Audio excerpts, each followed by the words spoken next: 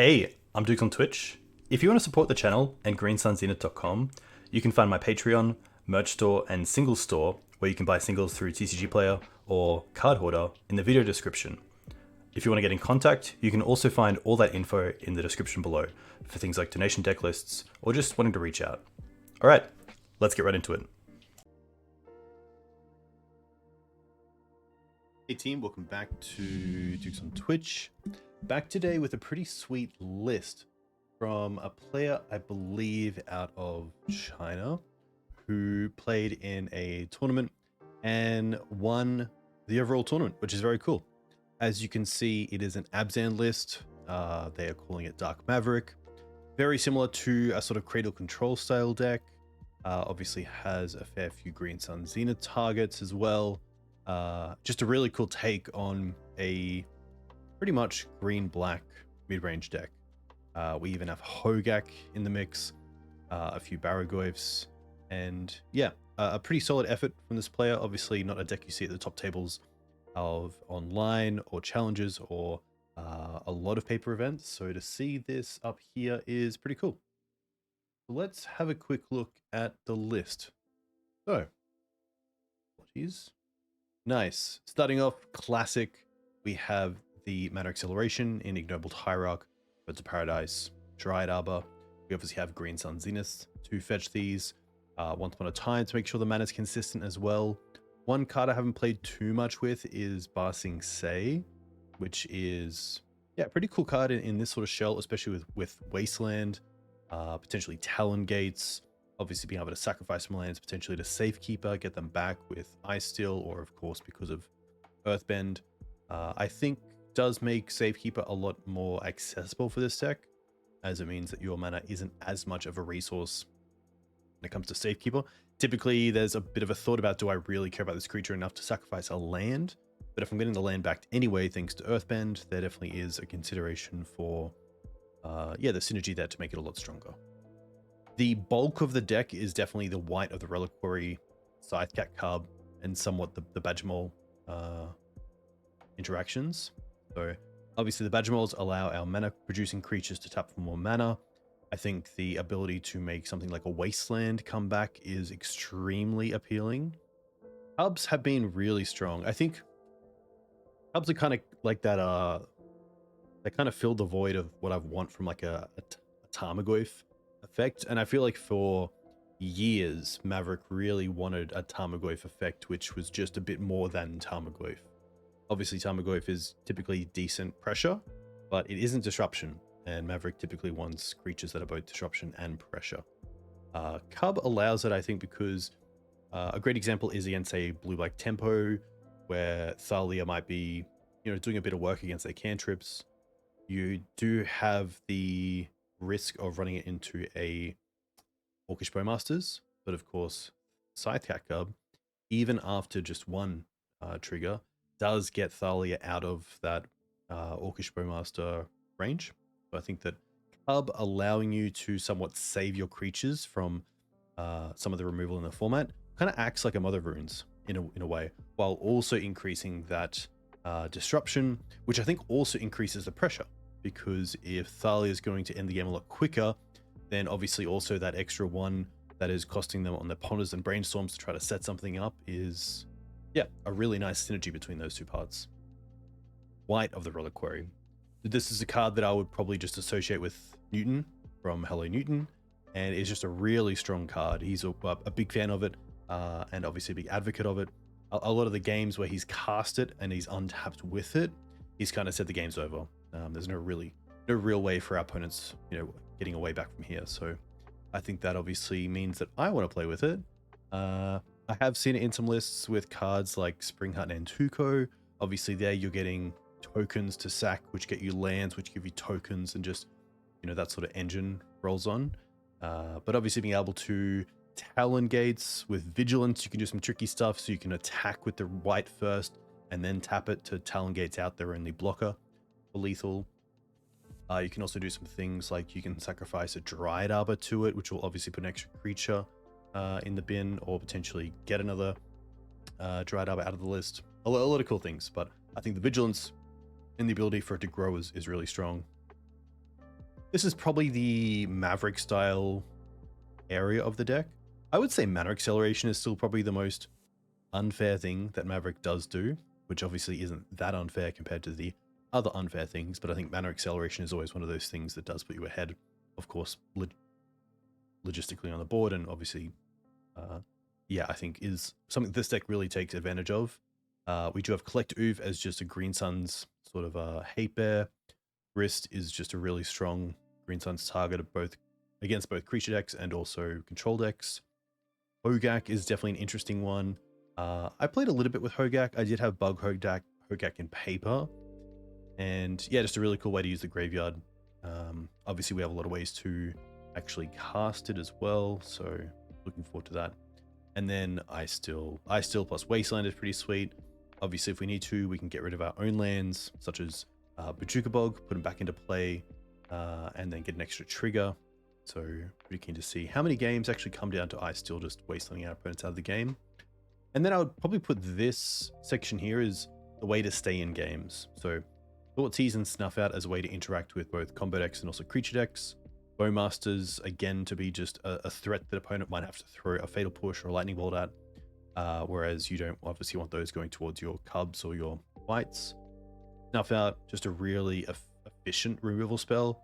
And I think a lot of the creatures that we want to disrupt in the format aren't black. So thankfully Snuff Out shouldn't be too awkward in the targets that we want to hit. And then Barrowgoyf, just a house on its own. I mean, against a deck like Blue Red Delver, they can have a really hard time getting past it if they don't have something like an Unholy Heat online. Just a super cool card. And then for the board, we have a fair bit of free interaction. So things like Leyline the Void, things like Force of Vigor. We do have 2 extra flutes and a 4th Thoughtseize for any combo decks. We have a Caracas as well in case we want to have that as a White of the Reliquary target. Alpha Deathclaw is not one that I've seen in Legacy too much, but I've definitely seen it in 7-point Highlander. And it's just a sweet way to be able to deal with things in play. Obviously, could be a natural to target, but we do just run enough mana to potentially hit it on turn 4. And then, of course, also, I guess, against Show and Tell. It's kind of a nice thing to be able to put into play. Fatal Push against the creature decks, obviously just a really nice removal spell. And then Torpor Orb to round it out, because we don't have too many creatures that when they ETB, they do something outside of, say, Bowmasters. Everything else is kind of once it's in play. And I think for the decks where you're bringing in Torpor Orb, it's going to be shutting down a lot more of their stuff than yours. So it's kind of a happy medium. A little bit like bringing in Yadok Teague when you're a Green Sun's Snuff Out deck. You're just going to be disrupting your opponent more than you are yourself. So I think that's where that kind of happy medium comes in. Hey Martin, very cool to see you as well. Unfortunately, you trounced me in our last league. You're on a pretty sweet version of, I'm going to say, green-white lands with Badgermole Cubs and Scythecat Cubs. We were on lands. And when I went like basic into Wasteland, into turn 2 Badgermole, hitting the Wasteland to obviously give it Earthbend, that was just like a little bit of writing on the wall very early on. But very cool to see you, and very cool to see how well you're doing with your results in paper and online with lands. It's always nice for the community to have someone to kind of look to when it comes to, you know, the deck is performing, it is a good choice. If you like it, you can play it, etc. So that's really cool to see.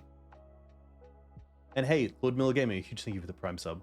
I very much appreciate that. I hope you're doing well. I hope you enjoy this league as we move into a Legacy League with Dark Mav, playing with play points, gameplay. This is nice. This is probably my 3rd stream in about a week, which is cool. Just trying to find that time and try not to take it too seriously. Obviously, we want to play clean. We want to be competitive. But at the end of the day, I have this kind of trick with MTGO where I never see my opponents as humans. I always assume it's like I'm playing on my Mac and I'm playing like the default chess game that comes with it, and I'm playing against a bot opponent on extreme. I think that just takes a lot of it. It takes a lot of chances for you to potentially get tilted or sort of edge out. It's just trying to think that like the computer is trying to always do the best thing against you. But it is always really nice when I'm playing against people I know. It kind of feels like an LGS vibe in that way, which is pretty sweet. Obviously, the more you play as well online, the more you're going to get that feeling.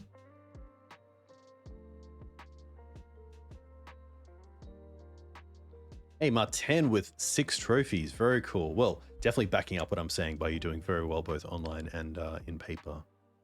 That is really cool to see. I feel like there should always be at least some sort of green-white-esque player doing well in the trophy race. Okay. Here we have somewhat of a one-lander with the Once Upon a Time. We do get to go straight into Ignoble Hierarch. The one thing I don't like about this hand is the Hogaak at the moment pretty much makes this a 6. And even if we find a land off this, play the Hierarch, I would say... I'm not a big fan of just giving up on games, but I would say that if we miss our second land drop, that is a pretty huge kind of stall on our side. So I think here I'm pretty happy just to mulligan towards a hand that has mana that is a bit more consistent. Okay. Consistent mana, we can also go like... We will have to fetch for a forest. We can go like turn 1 Dryad Arbor, turn 2 Cub, turn 3 Cub, Catacombs, trigger, which is pretty cool. I don't mind this.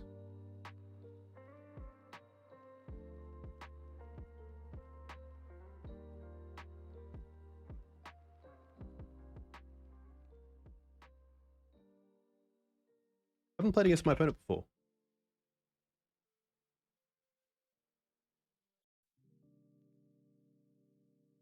Okay, we will keep this. We will bottom the swamp. There is a thought that the swamp is a little bit more consistent on mana than the Gaia's Cradle. Cradle is nice. And the swamp can be fetched. So I think here we just want to start out with Bayou into Dryad Arbor.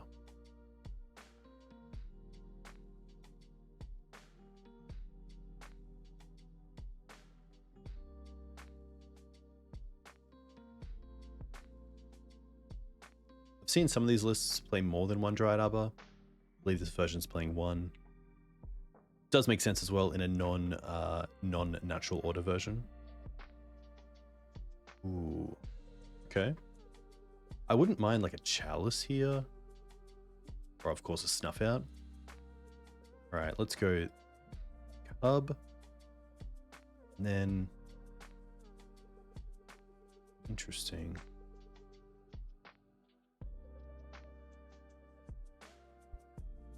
I wonder if we want to hold the Green Suns for something like a Grist. And potentially just play the other Cub here as well.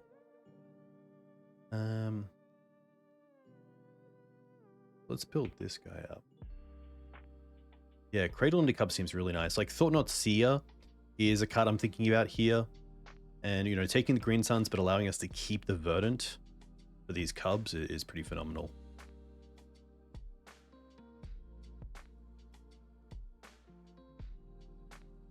Oh wow, if they don't, we also have, say, Icetill Explorer to get back another Verdant. That's pretty huge. Just trying to see how can we end this game as quickly as possible.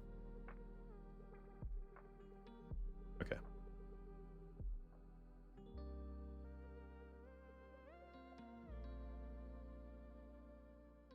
I don't think, and correct me if I'm wrong, I don't believe there's anything here that I need to be wary of with double Cub. It just kind of happens.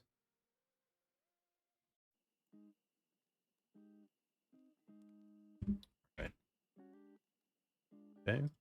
We are going to play this one. Obviously, they don't know about this one, so we don't want to give that away. So here we get triggers. Maybe here I just make one big one. Or...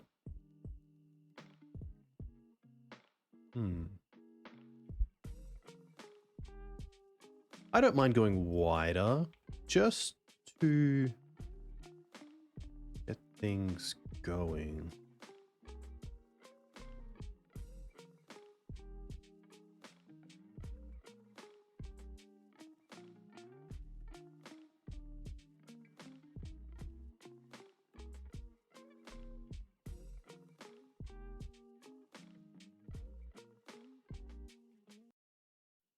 I'm trying to think what their removal is, because maybe it's worth just going all out on one cub. Kozilek's Command is probably the reason that I don't want to try to put all my eggs in one basket.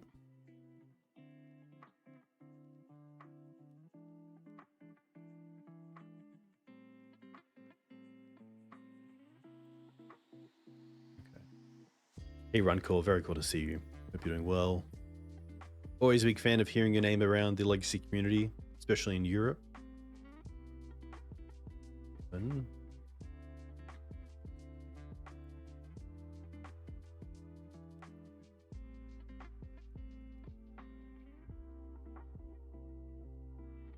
Blue, maybe the return Eldrazi.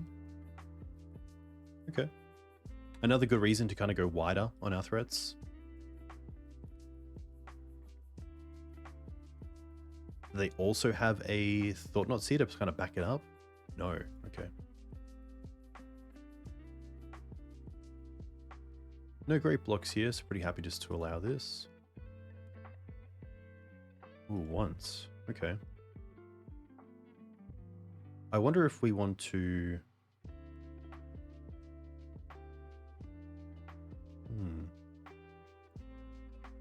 I want to once first to get all the information for the turn.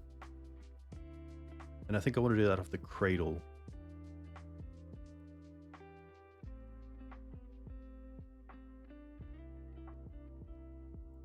Just so I have access to blacks if I need it.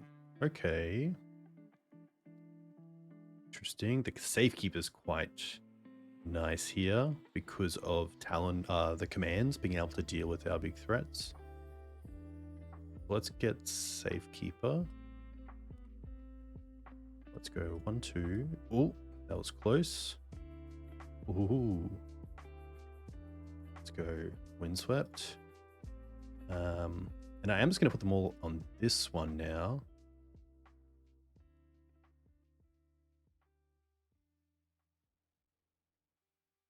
Obviously, now have access to the Safekeeper.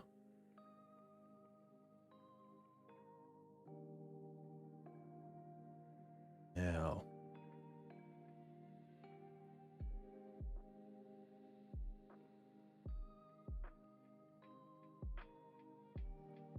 They kind of have to block with it. They have to block with at least one here.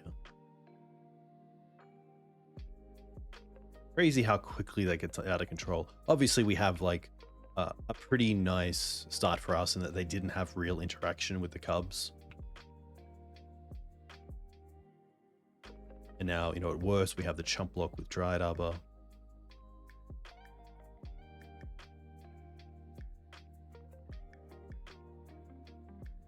Yeah. It's not often that I play decks that can be quicker than Eldrazi when on my side.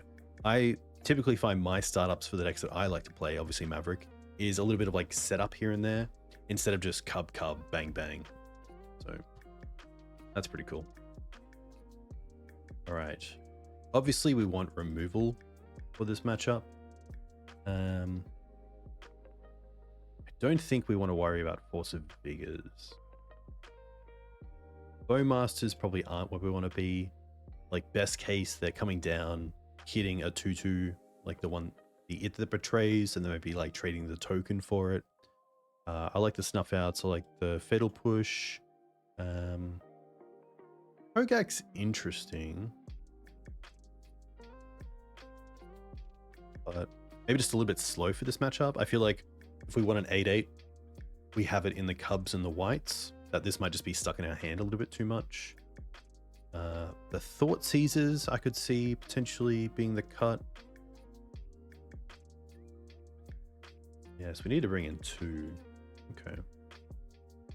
Don't believe Torpor Orb's worth it. I don't believe Flute is worth it. There's no like one card that shuts them down. I don't mind the Deathclaw. You'd keep Gaea? Okay. Yeah, maybe it's just a kind of an in case. The Teague is interesting because it does turn off command on their end, which is pretty huge. It does turn off our own Snuff Out and Green Suns, however, which are obviously pretty big in this matchup. The Collector Ouphe, I think, could be traded out. Because if we have a quick look, what do we have? We have over a minute. Come back here, go down to Legacy, and then we have a look at Eldrazi. Yeah, so like you could potentially turn off the pedals, but don't really care about those. Chalices are interesting. Like, we don't have a great out to Chalice if they get one down, and it does turn off a fair bit of our stuff, but I don't think it's worth the Force of Vigor. I don't mind that Alpha. Maybe just the one Force, just to know we have it in the deck.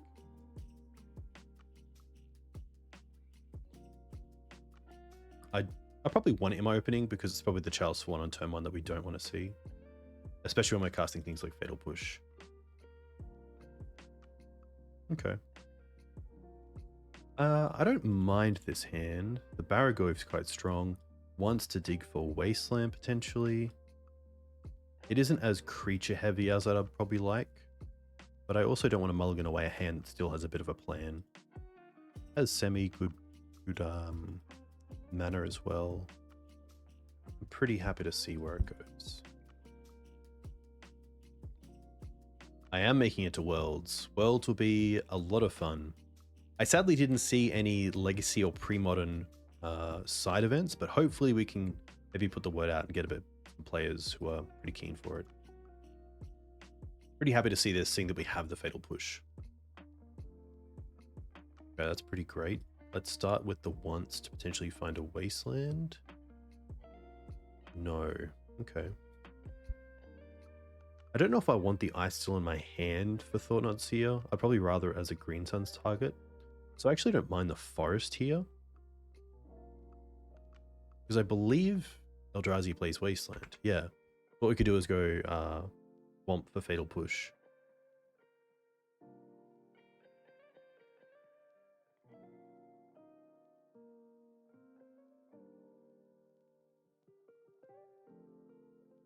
Very cool. I'll definitely bring my deck because I'd love to play against Graham. Obviously a very strong Allurin player. Or Food Chain. I'm going to say Food Chain actually. I apologize. A very cool Japanese version of the deck. Which I also have Japanese depths. So that works out pretty cool.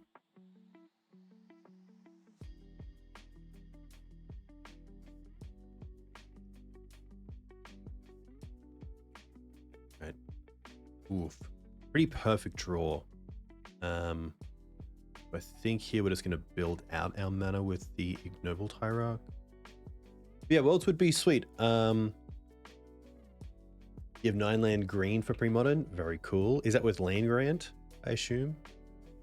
Like an aggressive style deck. Kept the Snuff Out in case they have a Thought-Knot Seer. Another one. Okay.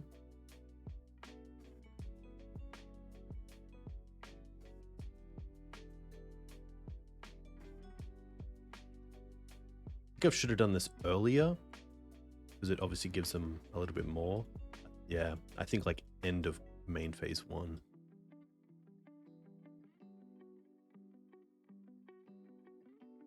Guess it didn't really matter. Getting the Barrowgoyf down here is pretty huge. I think a Wasteland there would have been pretty sweet.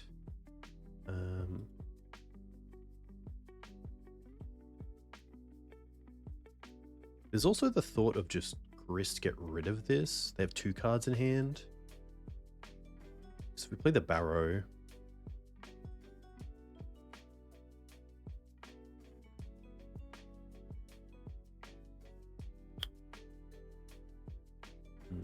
Does get Trample as well. And they've already played another one, so the thought of them having an additional hasty creature kind of makes me want to play the Grist. Meaning I could attack for 1 first.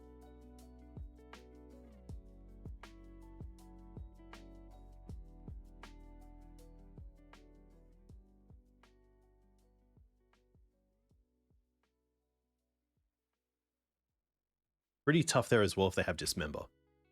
That would be a bit of a blowout because we wouldn't have a creature to sack, we'd then have the Grist by itself.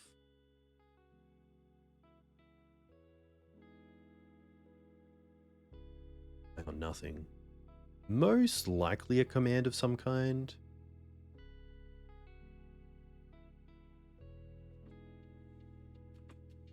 we want to tick up the Grist first or the once? I feel like we just want to tick up.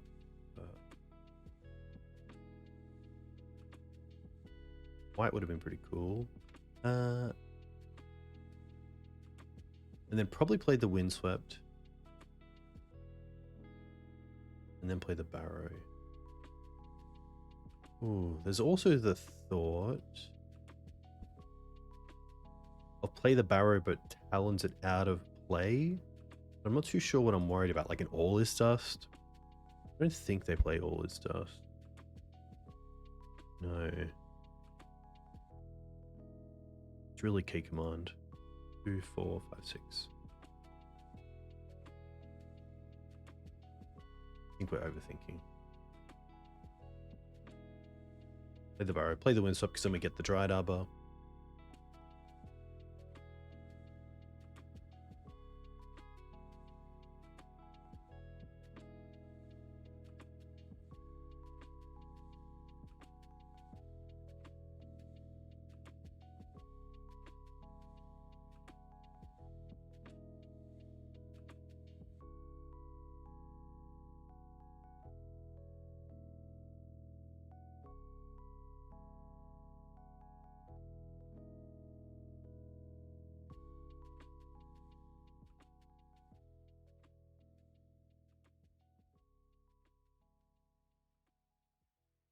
Put one on top.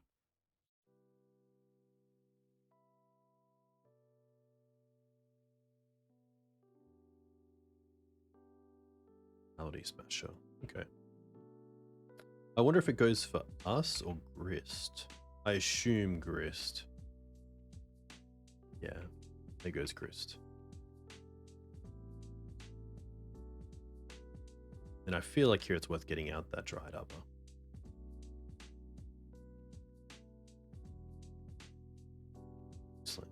Okay.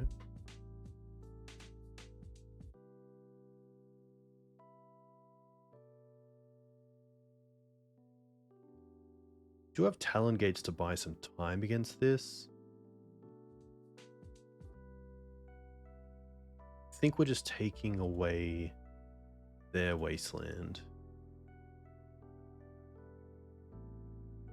And then attacking for 1.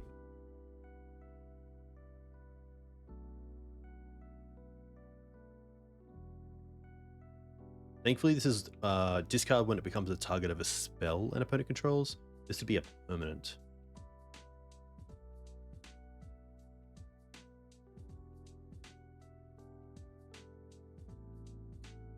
Block. See if they want to do anything.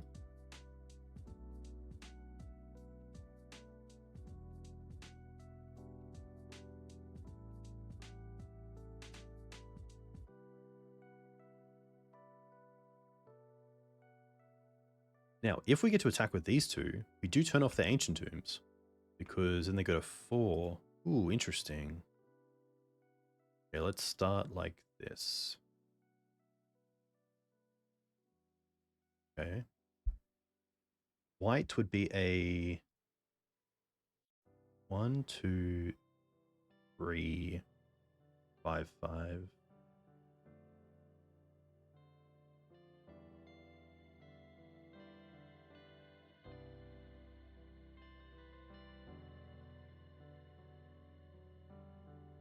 Yes, we get to attack. Potentially, if they want to use both Ancient Tombs and the Bowmasters lethal.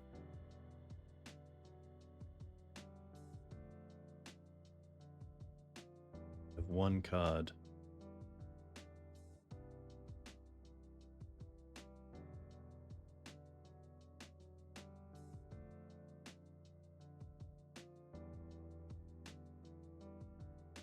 Ooh.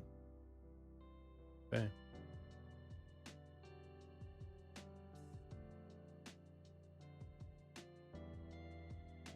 Zero top, 3 bottom.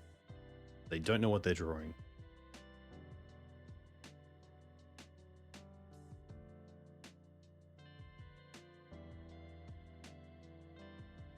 Did I also tap in a way that I didn't attack with the Dryad Arbor and left up the swamp?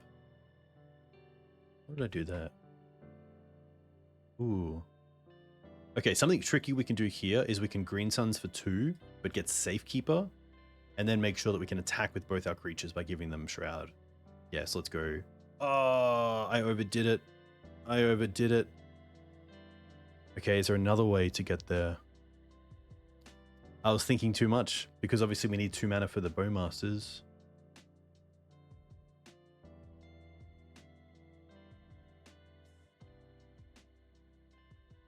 I was too tricky. It was too tricky. Put them down to 2. Mole and attack. Mole and attack. Yeah, sorry.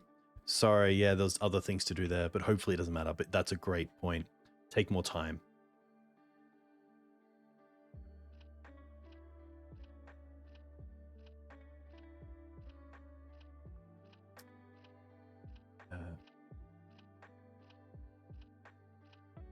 Tough.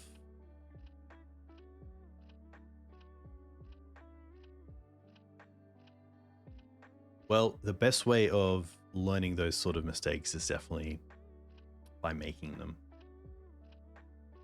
We're going to take out that Force of Vigor.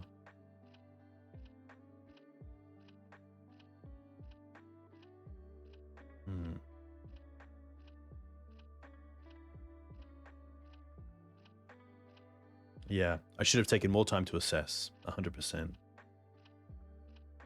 That is okay.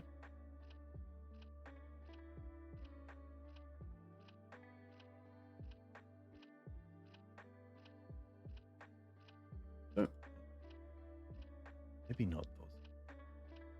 Maybe I'd...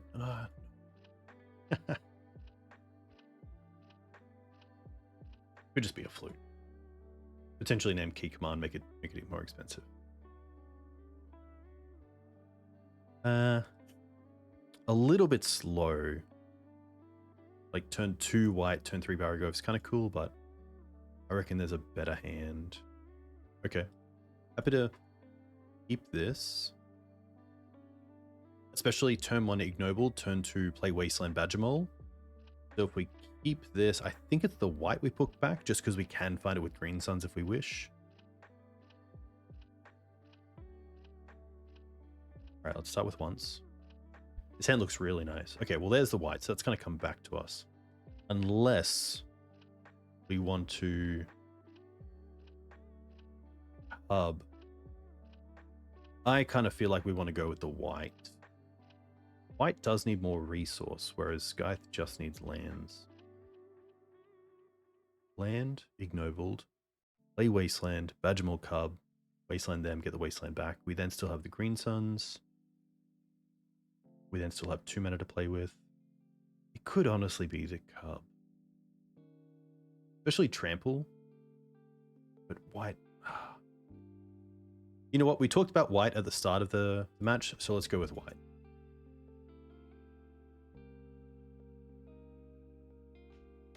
Bayou turns on Snuff Out, which is great.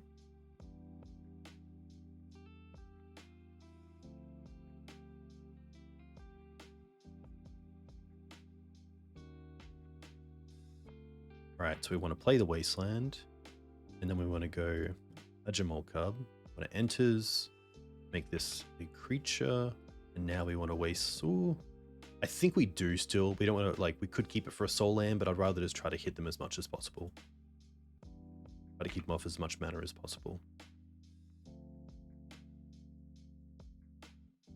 We could potentially even, if we draw a land, Green Suns again for another Badgermole.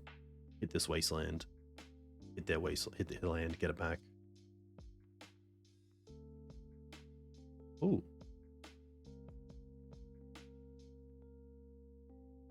I mean, Wastelanding us puts them behind so much. Okay.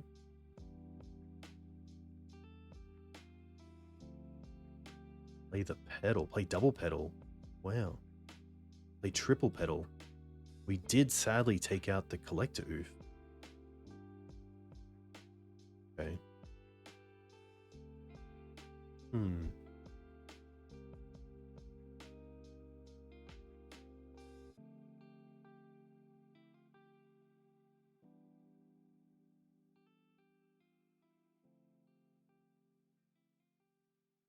What do I want to do here? I don't mind green sunning for another exalted creature. Safekeeper, we're probably not in the position where we really want to be able to, one, activate Safekeeper, but two, have anything that we really care about.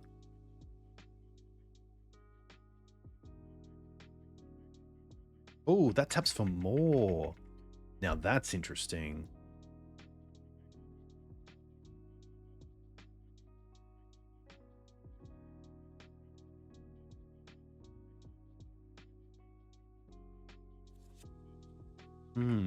Okay.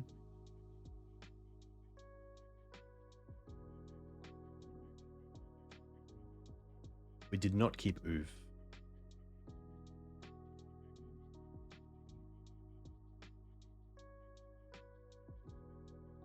Play Dryad.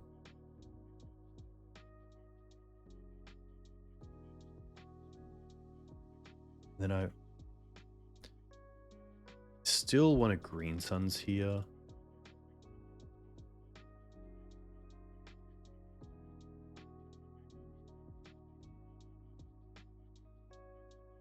Wow, okay. They didn't want to play that out, that's fine. Maybe they, they probably thought we were getting Ouphe. Wow, that's actually really interesting.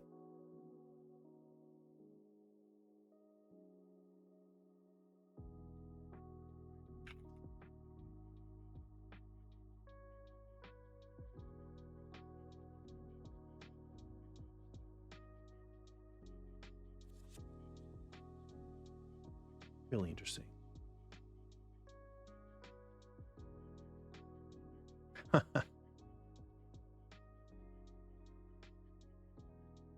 Trying to think if they saw Ouphe in game 1. They didn't. We took it out game 2, game 3.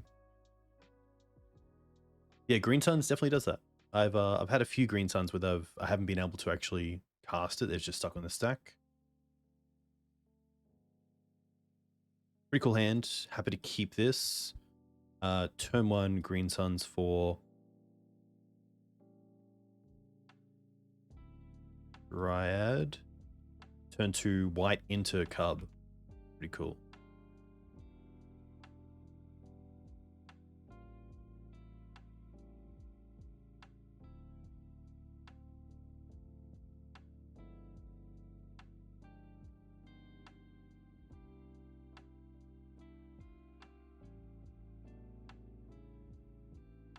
Very cool. We have a fan in the chat who just checked out my lands vid. If you haven't seen it, definitely check it out. It's okay. I think it could have done better, but we'll see.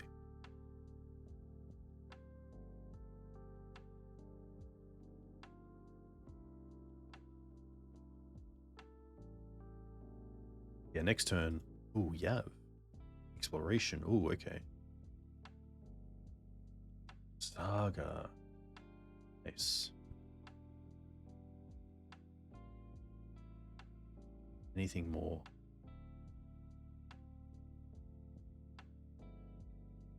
Skateboard, sick.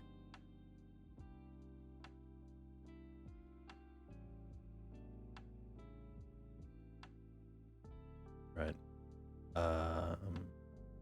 We're sticking with the same player.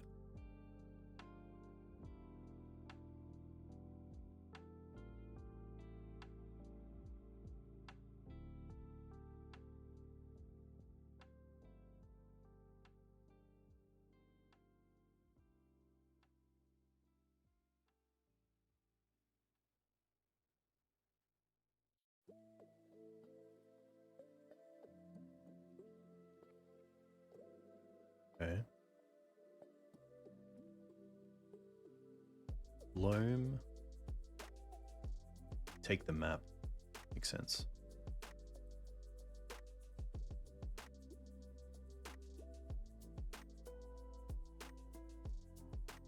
Wasteland or Once Upon a Time off the top, obviously pretty huge.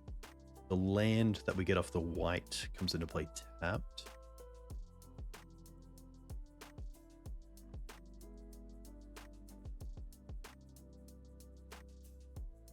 We do have Talon Gates off the white. to be able to interact with Dark Depths, which is cool. This also most likely means they have Swords to Plowshares in the 75.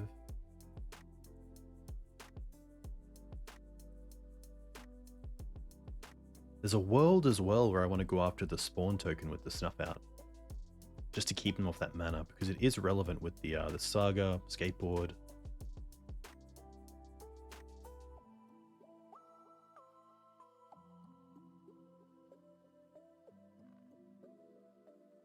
Opponent thinking, do I potentially play the Expedition map, or do I hold up a potential crop rotation, or at least show crop?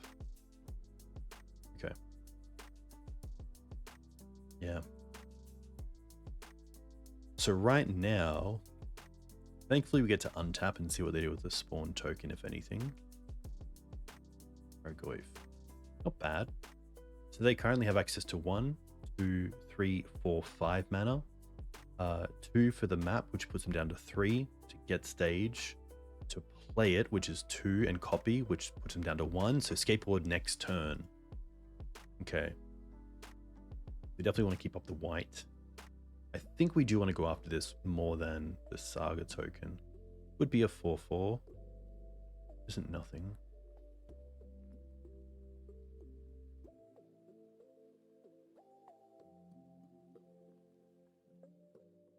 Okay.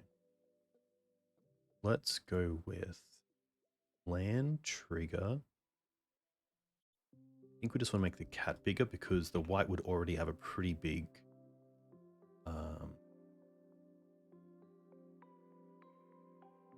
target on its head. All right, now we get to go ignobled, then arrow,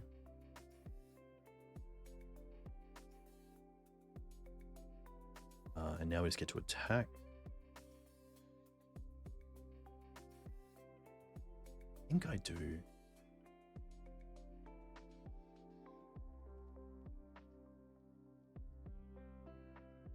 To keep them off that 1 mana for map and for stage.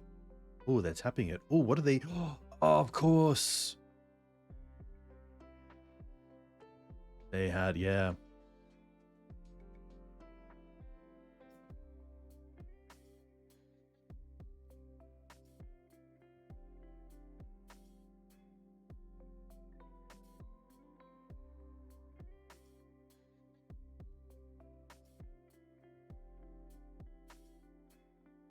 We even counted it up. We even counted it up. Here we are.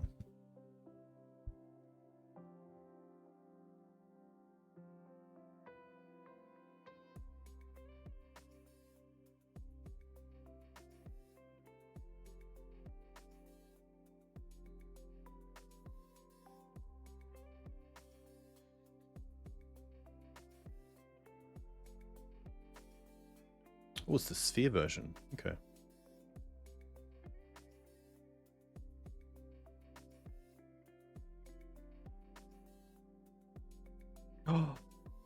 Ah.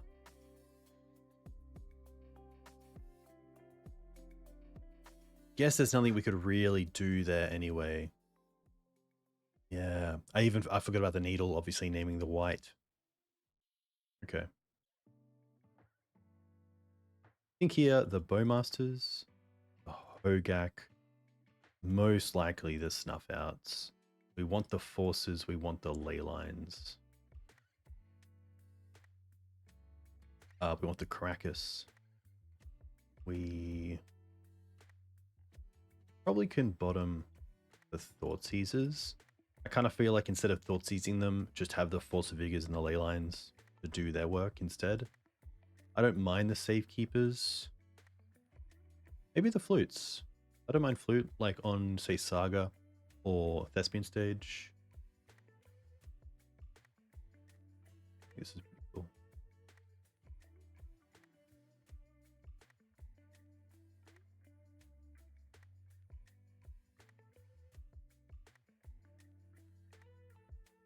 Okay.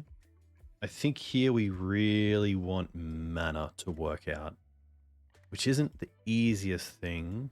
We do have Leyline, which is great, and then we have a Force if needed. So I don't mind this, but it is a little bit risky.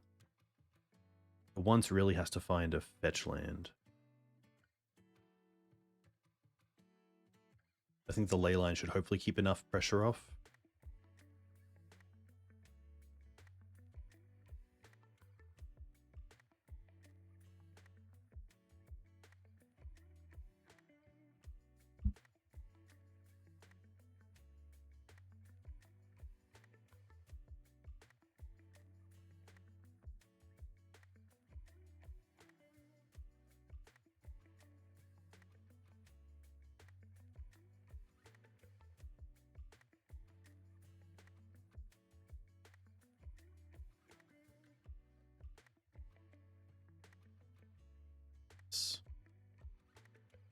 Play this and pass.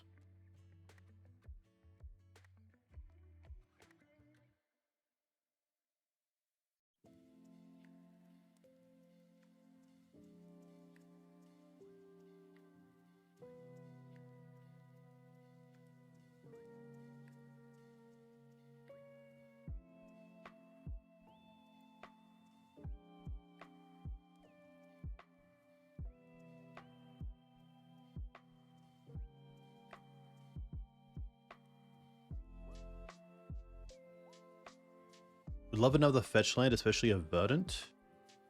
No, but that's okay.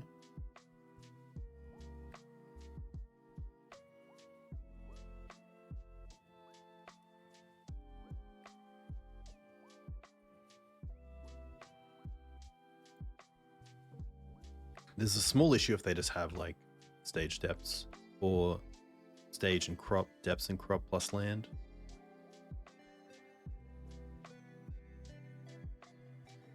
Okay.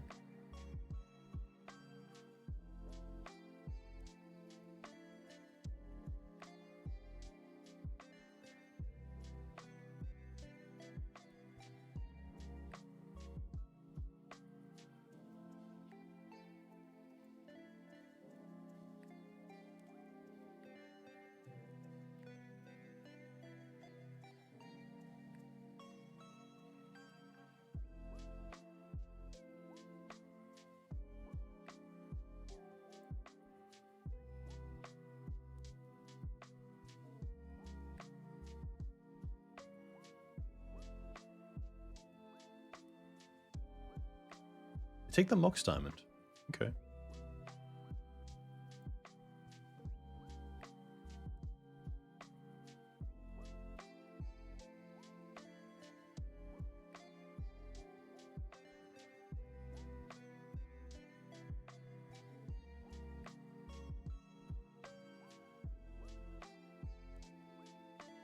Okay.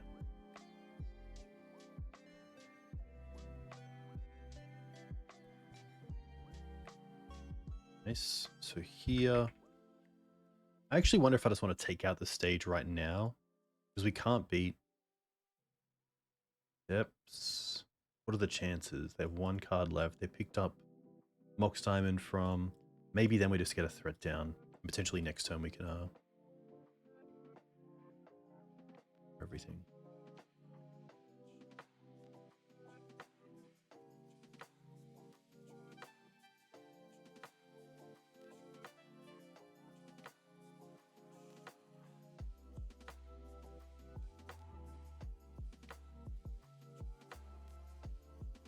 Crop would be tough.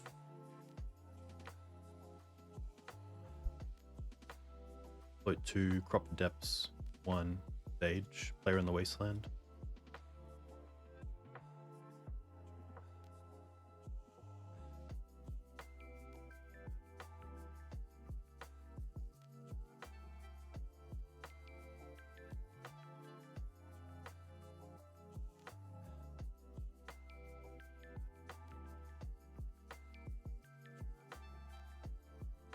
One card for them.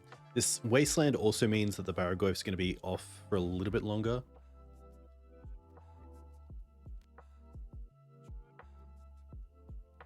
I guess they also have this token here, so...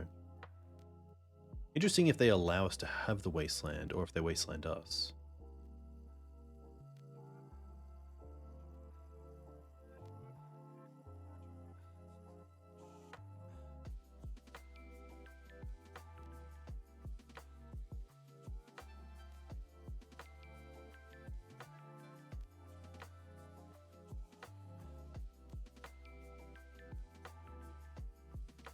Yeah, there it is. I guess we get 2 looks. Oh my gosh. Oh my gosh. Wow. That doesn't happen much. But that is just magic sometimes. Huge. Very fortunate. I mean, everything going to exile as well. The Saga. I'm going to see if this has changed. If we hit it now, do they get to tap it for mana? I believe they do. Yeah, okay.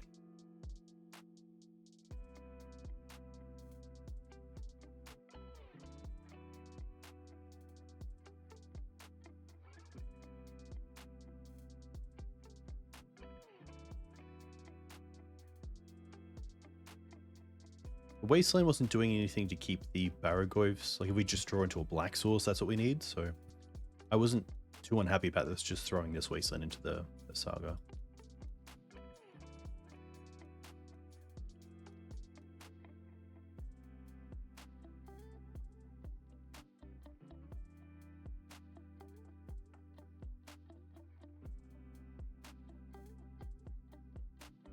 Interesting, going for the Lush, so getting a white source, but also some control over what's on top of the deck. Putting a Grafdigger's Cage into the bin.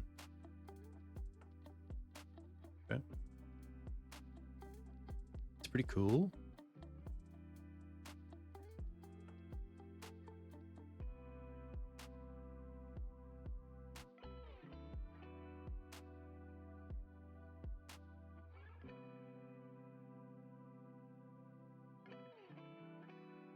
Now any land is kind of cool with the Passing Say.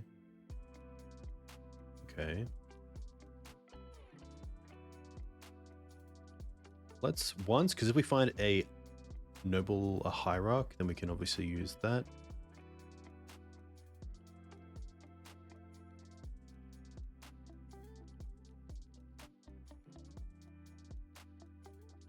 Have 1 card. Okay. Very lucky.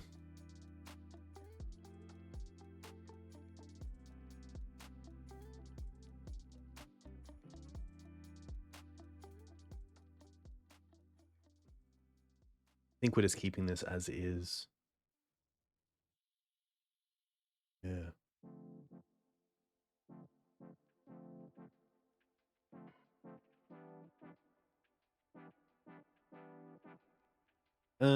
Ooh.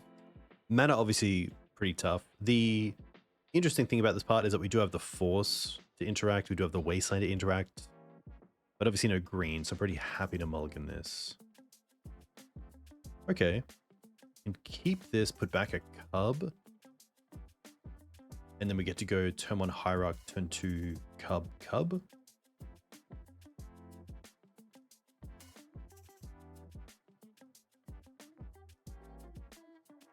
Holding up 2 mana. Okay, let's start with the once. Find a fetch, which is nice. That does allow us to go basic as well.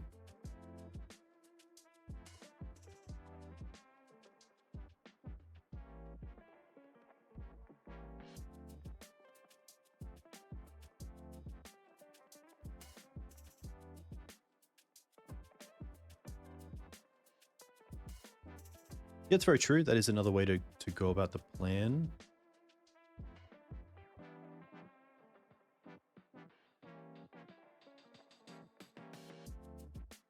Yeah, I actually really like that next turn of going white into Cub of Cradle. Lose the Cradle most likely to Wasteland, but then have next turn Cub into Fetch. That's a really nice line.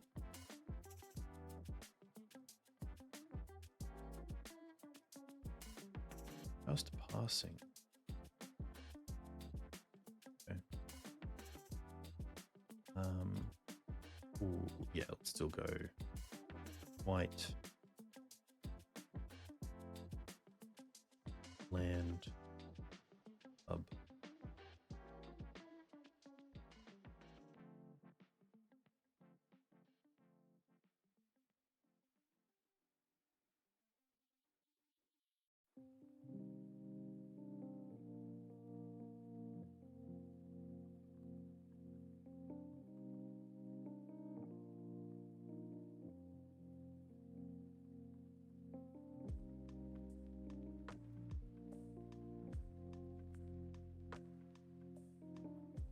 can only assume they waste us off the Cradle.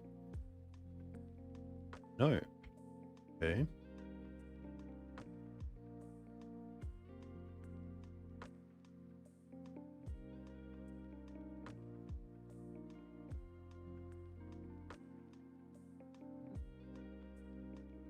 This Vigor.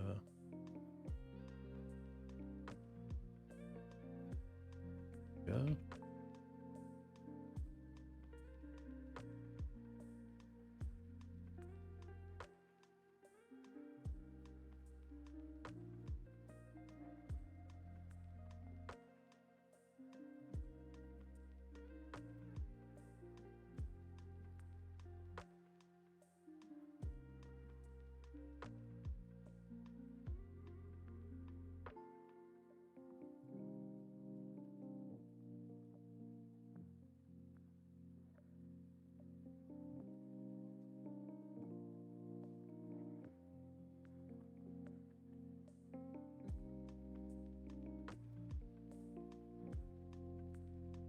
Unfortunately, we know they're going to get either Needle or Skateboard off the Saga, and we can't interact with that.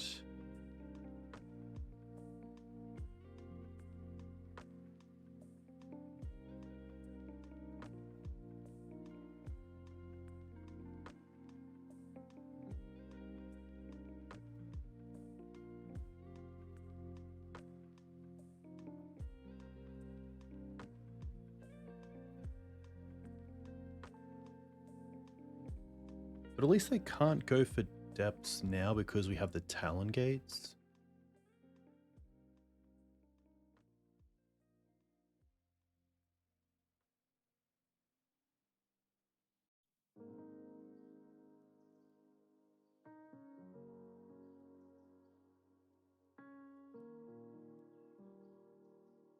I'm keen to see what they go for.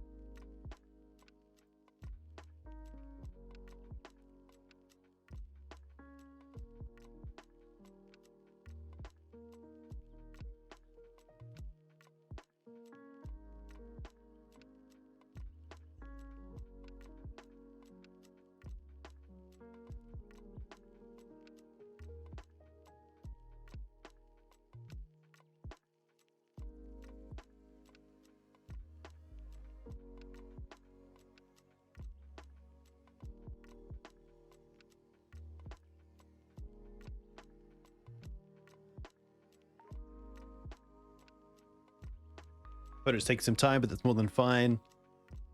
Obviously a pretty big turn. So just want to go through all the avenues of what I could have, what to try to play around, what can you play around. Go for depths. Okay.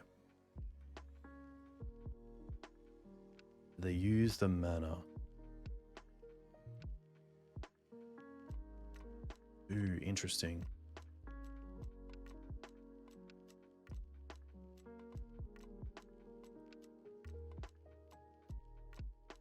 So here with the trigger on the stack, we do want to do something.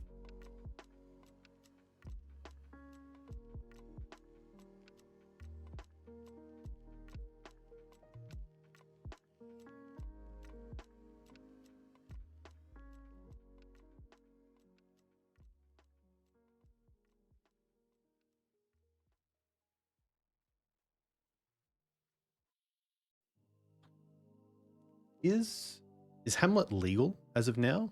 Are the new cards legal as of now?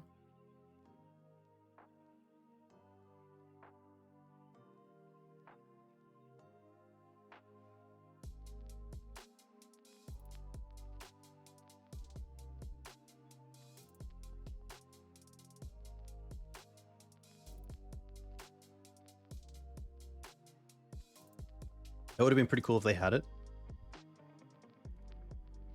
I also need to read that card again because I believe it's somewhat of a Pithy Needle effect. And if you name a land that does something, then something happens. When this land enters, choose a land card name. Ooh, Chasm's pretty good. That really puts us in a position to really have to find Wasteland, while also the white having to keep the Marit Liege off the field.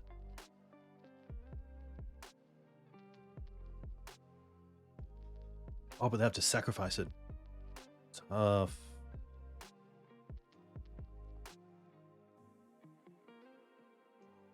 Yeah,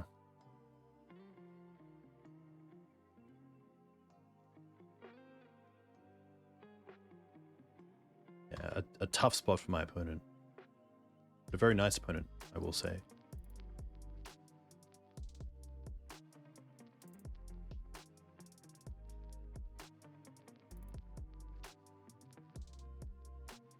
Yeah, I feel like lands is a little bit of a tough one to find the interaction with, but when you do find it, you typically have a board that's very overwhelming. Top deck crack is exactly what was tough to beat. That's for sure. There is no game 3 without that. We will mulligan this. The mana just doesn't allow us to really do anything. Okay, mana's pretty good. I think in this instance, I'm happy to bottom Green Suns. 1 Green Suns. It could actually be between these. Obviously, Green Suns is a copy of these that cost 1 more, but it is also everything else. So potentially we keep and just try to go with like the Dryad Arbor Scythecat Cub lines. I don't mind that. It's just a way to try to end the game quite quickly. I'm also just going to get a forest here. Not that our opponent would really waste on this early on. I guess if we draw into Wasteland, then we can Wasteland and also Snuff Out. Yeah, that's probably the better play because it turns on more for us. Obviously, if we go Forest and then draw into Wasteland, we can't Snuff Out and Wasteland in the same turn.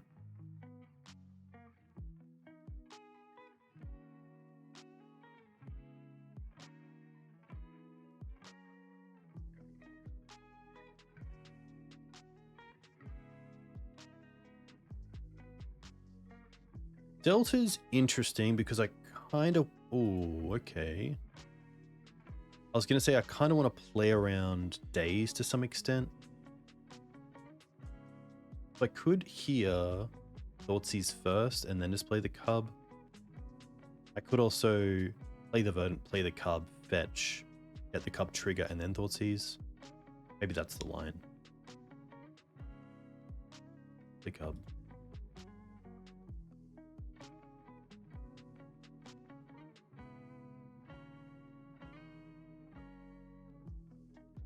And then if they fetch, I'm just going to fetch at the same time. Well, you're actually going to force it. Force pitching Murktide. That makes me think they don't have much going on in terms of removal. I'm pretty happy to see what they do have going on.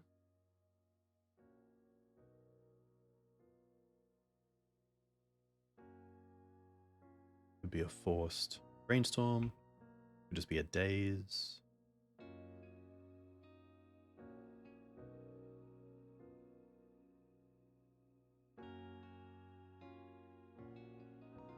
I mean, if it trades with the Daze and returns the land to the hand, I'm pretty happy with our board state compared to this. Ooh, okay. So I believe it's just gonna be the Doomsday. Buy some time.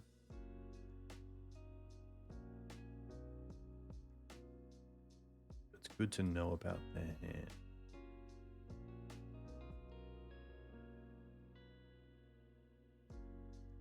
Also stops like Lotus Petal, Dark Ritual into Doomsday. Ooh, Tamio is pretty good. Don't want a 5 there, but that's fine. Draws 1 card. Yeah, let's hit this. I guess they could Edge of Autumn into a blue card.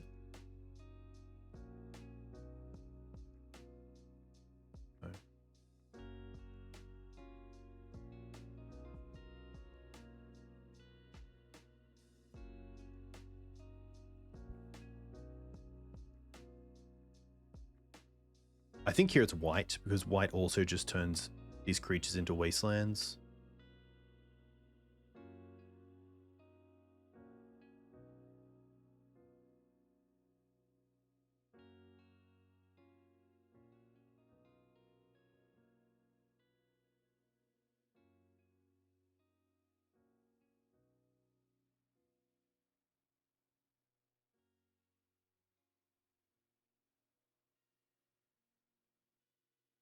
Edge Force, one more card.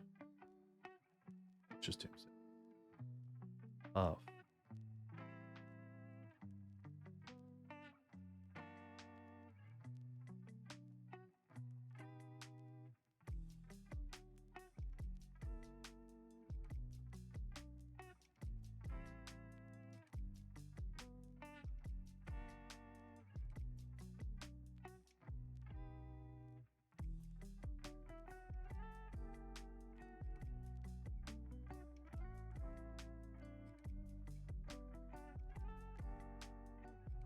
Half your life rounded up, so you got a 9. So we have a 2-turn clock with the bird.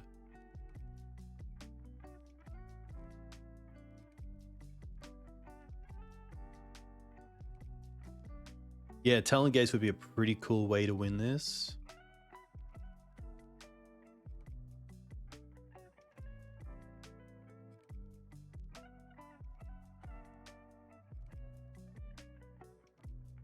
Especially with them having the Force, potentially they have a line where they want to be able to edge into a blue card.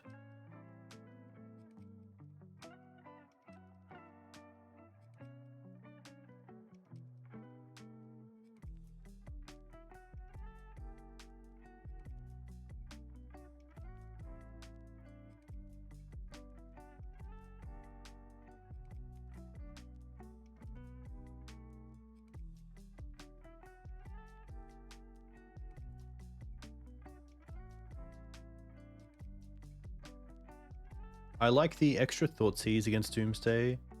I like the Torpor Orb and the Disruptor Flutes. Those 4. I'm not a big fan of Hogaak, Grist. I guess it depends on their build as well, if they're running any sort of creatures that are more mid-rangey. Like I know some versions play, I believe they actually exile a Murktide Regent, so we have to obviously respect that to some extent. Some are playing the new Riddler Dragon. Yeah, it's always tricky when they're playing creatures as well.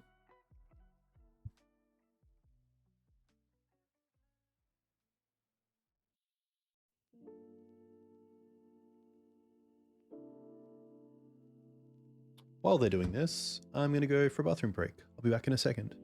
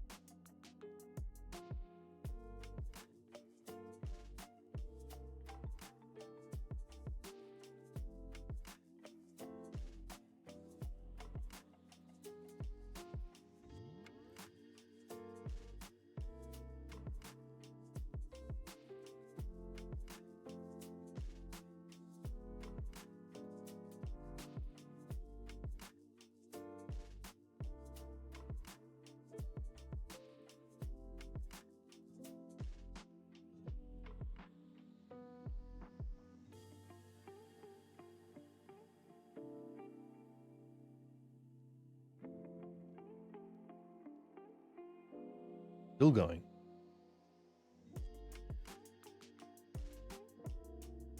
It looks like they are building some sort of a pile. But hey, if you enjoy this content, definitely make sure you're following the channel. It is free. Trying to get towards the 4K mark. That'd be very cool. Obviously, want to come back with some consistency as well. If you can't catch me live, you can catch me at youtube.com/Dukes on Twitch. I'm on Twitter. I'm on Blue Sky. I'm on Discord. That's it.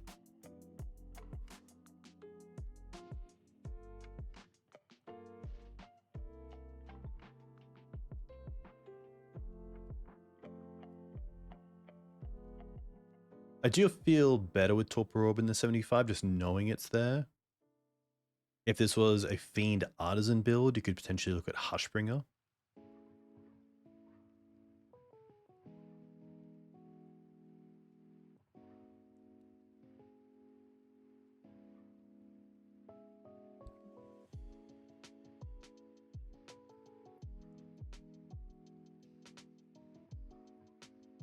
All right. So they are a build with Murktide. I haven't seen Wasteland before. That's interesting.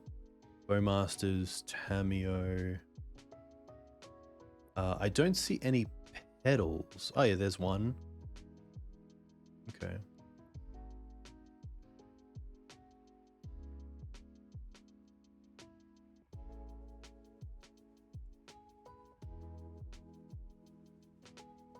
Always a good thing to snip and just make sure we have it.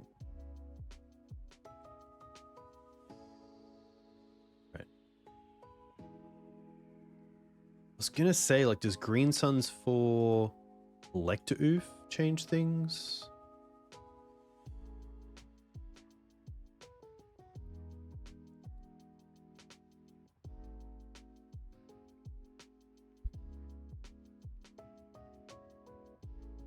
Quick look again. One petal. Two petals. One LED. I would assume it runs 4 petals.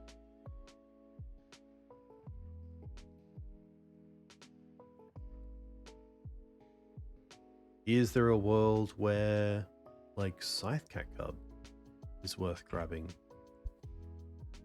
Because we can attack and then get rid of the Dryad Arbor. Pumps it only once. Land comes in play tapped. I don't think so.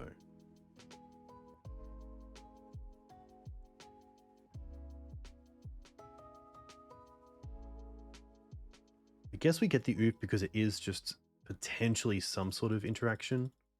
And then we still have the Dryad Arbor if needed.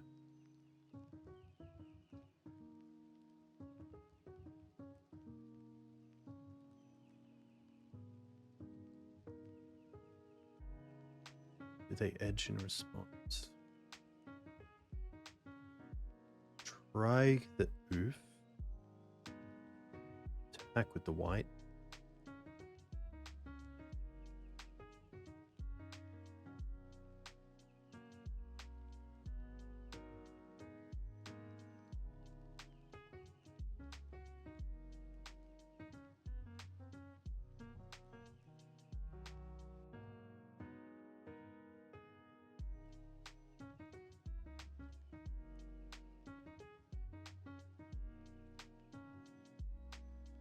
Okay. And then here with the trigger on the stack, sack the Dryad Arbor. Get Talon Gates. Get rid of this bad boy.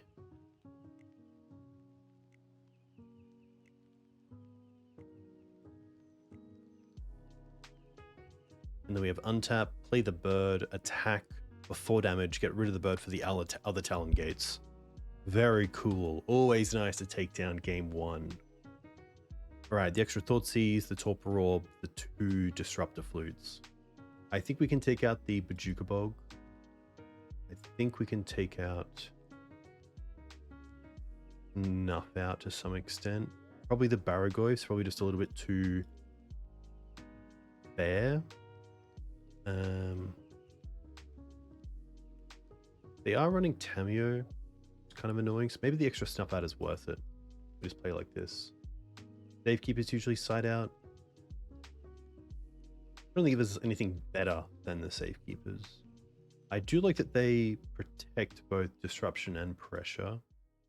They can potentially grow the white. If we want to sacrifice a creature and also Dryad Arbor. Very small things.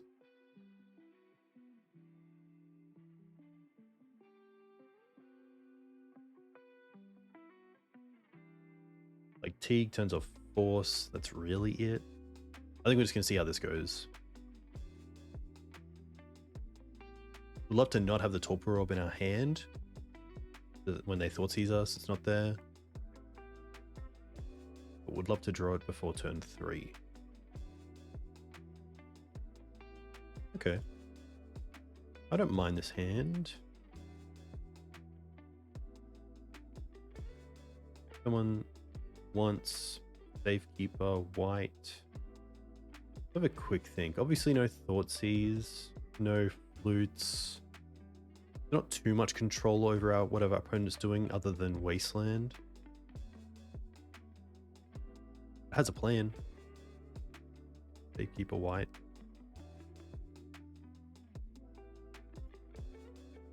I could see a world where it doesn't have any direct hate, and that's why you want a mulligan.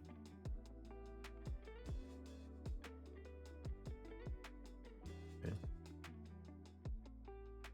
How's this? Probably the Bowmasters here. Land. Fetch. We did see Wasteland, so I'm pretty happy just to go for Forest here. Wrong call. Bayou turns on Snuff Out as well. I think worrying about Wasteland that we saw out of Doomsday, but typically if they're going to be Wastelanding us, I think we're pretty happy with that.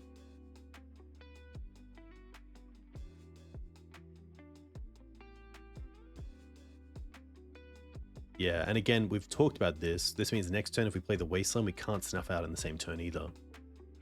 So just not a great call on the Forest.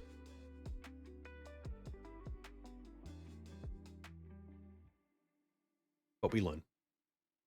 Hopefully. Okay. Really setting up here.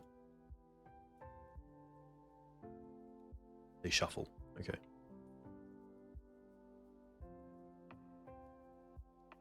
I think I still like the Wasteland here. Yeah, and see, like here, again, we can't Thoughtseize in the same turn. Which I think we just have to play the Thoughtseize here. Like this also turns out on Snuff Out in a way, so...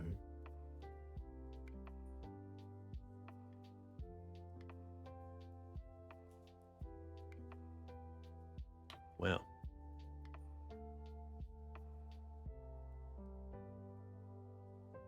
Yeah, and again, this like, I think it's actually a great talking point.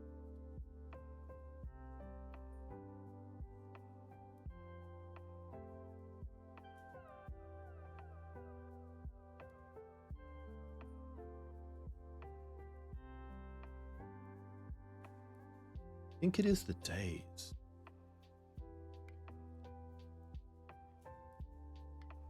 Then they only have potentially the one counterspell in Force Pitch Force.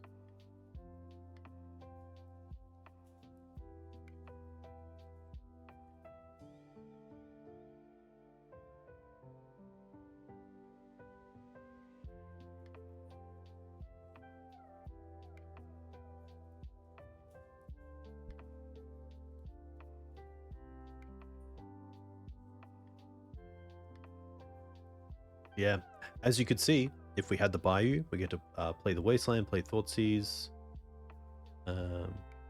Actually, potentially there, what they do, and it's actually a pretty decent play, is Daze the Thoughtseize, so we tap the Wasteland, and that way they're definitely untapping with at least one Doomsday and also 3 mana. If they see that line, it's a much of a muchness, but it does have to make, it puts them in a position to see that line as well.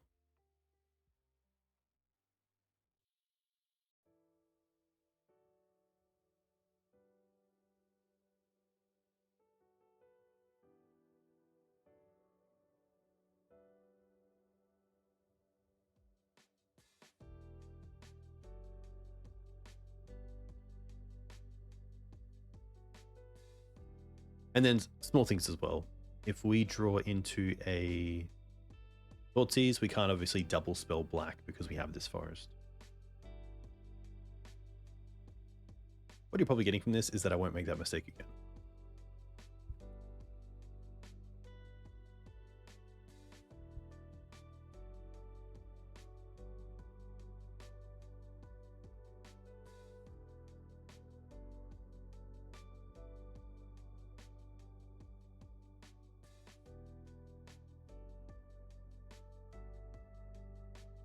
Brought in Long Goodbye. Barrowgoyf, Barrowgoyf, Barrowgoyf, Bitter Triumph, Fatal Push. Interesting. Pedal, Pedal. Lion's Eye Diamond.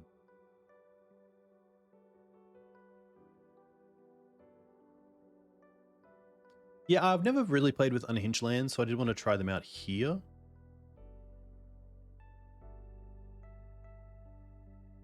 They have 4 cards.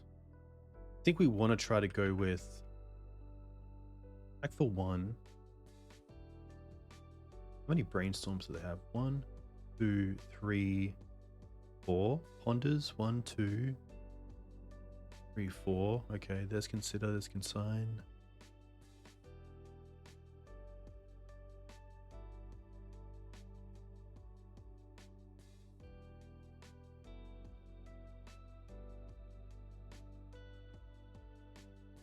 Just in case, I guess we get to see how many dazes they have as well. 1, 2, 1, 2. Oh. Do they have 1 in hand? They usually run just 2. I'm trying to think if I want to play the Wasteland first or not. I think I do. Wasteland into white.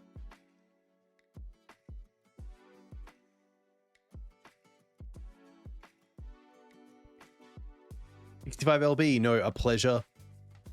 Very lucky, like that. The Crackers was off the top, so it was really just a bit of luck that came to us in game 2. But I love the line because I didn't even think about white being turned off by Pithing Needle with the Saga. I thought that in game 1 we just had Talon Gates online because even before you got down like the tap ability of Skate, which was already in play, of course. Yeah, I didn't think you'd have a way to interact with the white, but of course Needle, of course. But yeah, I'm sure the next game will not go the same way. You can definitely attack first. My thought is playing the white to make them go with a... No, because of the... White and the Snuff Out kind of do the same thing in making our opponent make a 0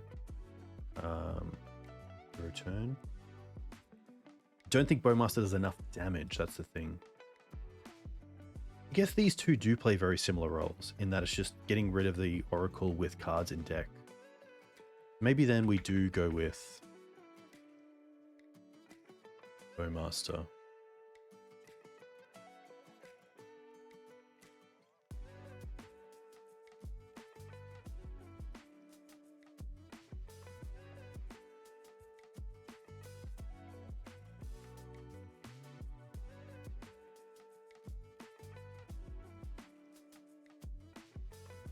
They are going to daze, which is interesting.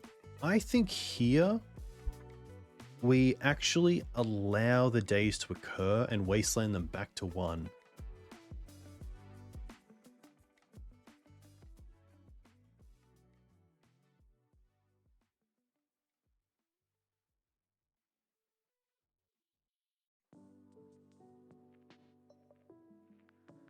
And try to see if potentially mana is what keeps them from being able to cast everything.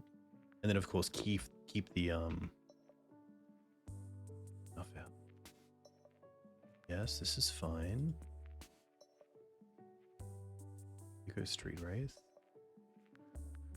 Still have forces.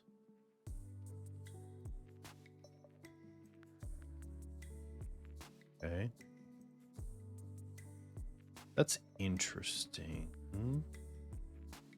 Okay, so attack first. And then I wonder if I play the white and they force it, if then they don't think about Snuff Out being an out. Potentially I should have tapped off and kept Forest open to make it look like even more that I didn't have removal up like a Fatal Push. I think that's probably correct. Tap off black, hold up Forest.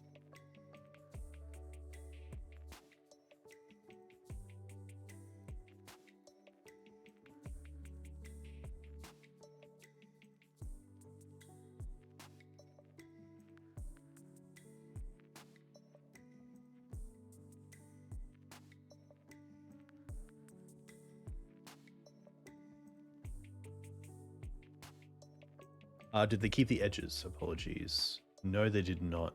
Very interesting. Oh, it lives. Okay, that's pretty scary.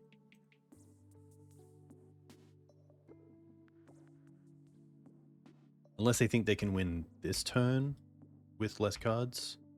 No. Ooh. Ooh, we get there.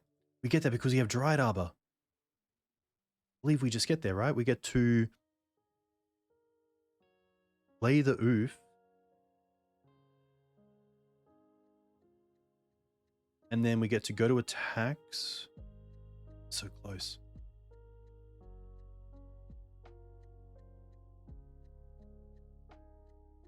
One, 3, 4, 5. We can put them down to 1.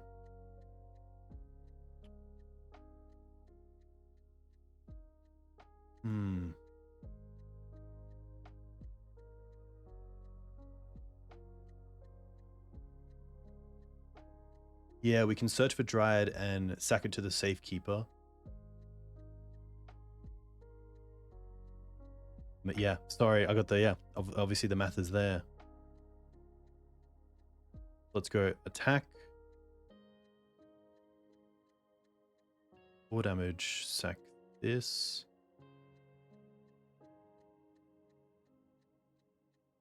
Oh, do they have consign? Get Dryad Arbor. This, sack this.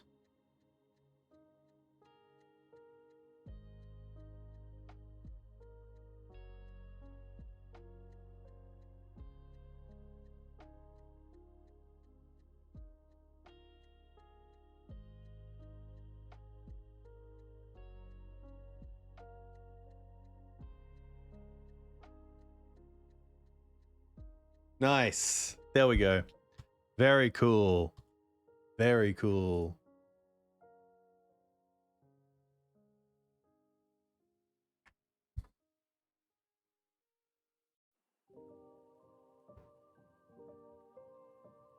White is a lot of fun. An extreme amount of fun.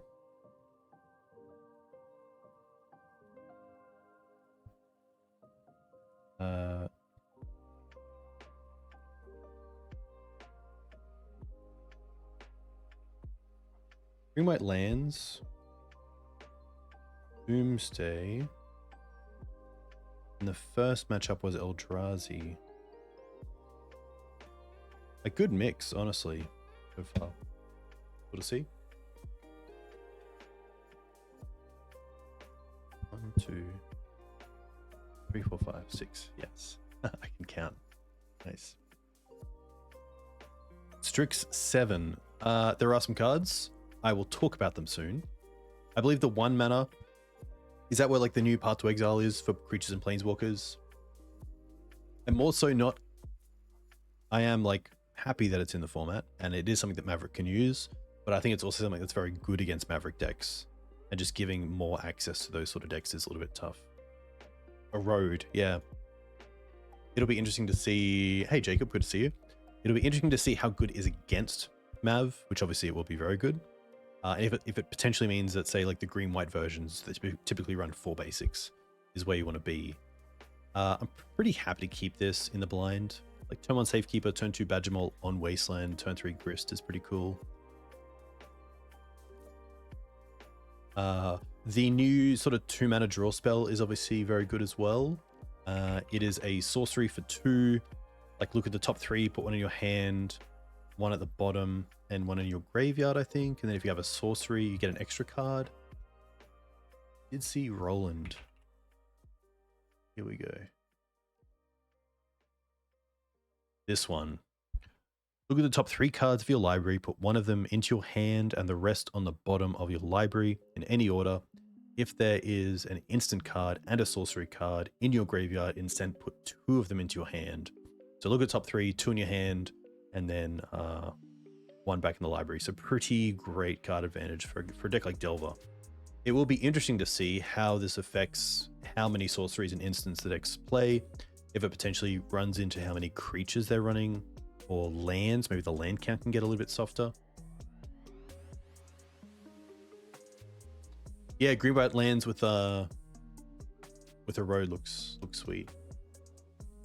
Rome Mogs. Okay. Green-black charm. That is very cool.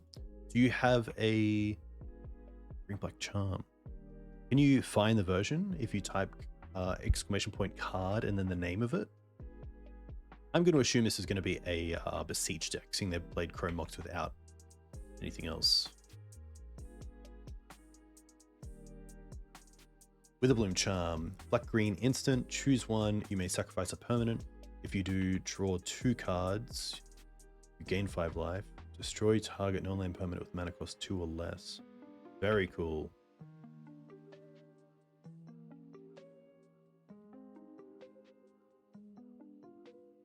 Unfortunately here, just getting hit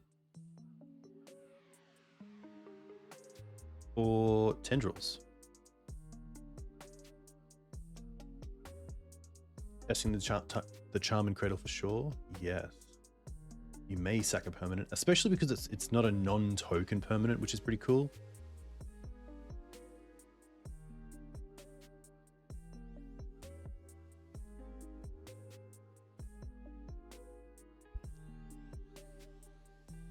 Okay, the extra Thoughtseize for sure, the Teague, the flutes I don't mind. Snuff Outs are pretty easy cut. Probably Hogaak. Forces we want. Probably Barrows. I guess like Grist. Probably Bowmaster. Ley lines, I don't think. I think that's just a little bit too all in. It's Hatchery for Pox. Okay, that's pretty cool. I think we're just going to run this.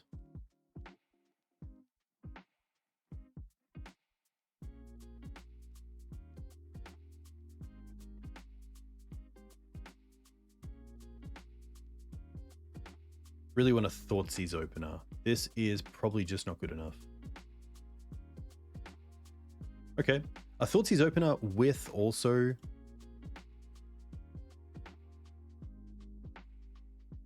start.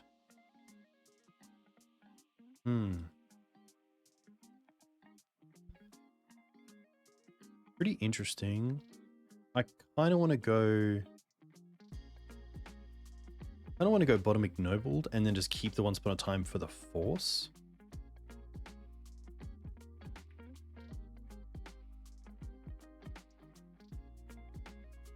Yeah.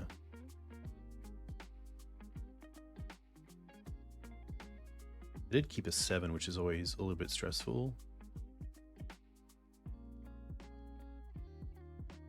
Okay.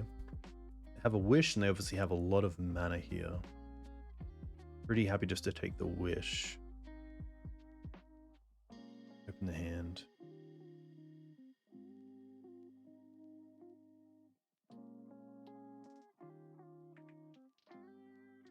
The Tarn's nice for us because it most likely means they're looking to Veil.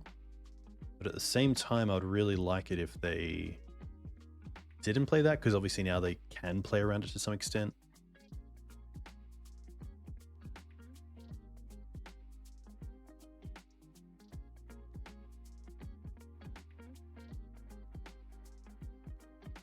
Okay.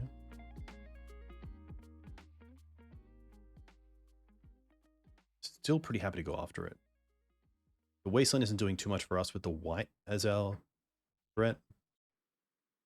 And if I can hit the Badlands here, pretty happy.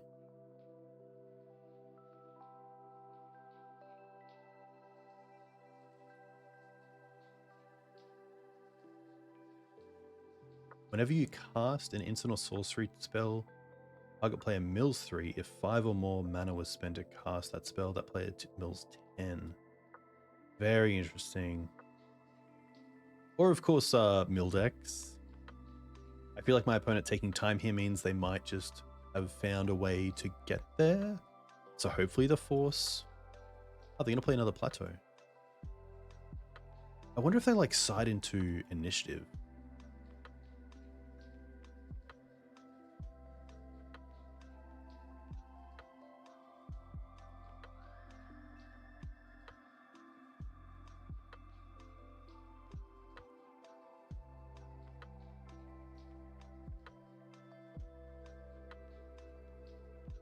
Now the question here is, if they're on initiative, do I just want to force now? They have 3 cards. We can't stop Beseech with force. Can't really stop anything unless we stop them from this, but then they still have the ritual to cast, so I think we just let this.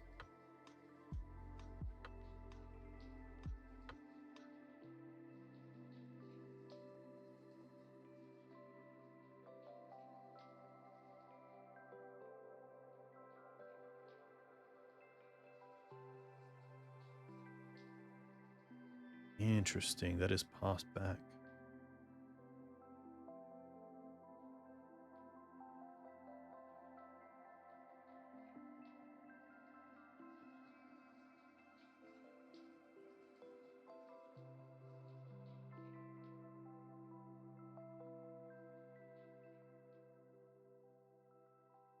Still think we're just going after mana here. Loading a white. What is this? Restoration Angel? Okay, I think in upkeep, we're just going to get rid of the 2 petals. And probably get rid of the once, because we have the Badgermole as another land. Or as an actual threat, no matter what the lane we draw.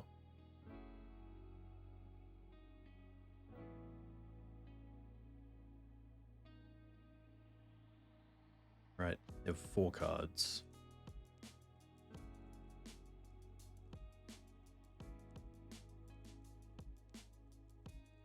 The issue here is that we have no pressure.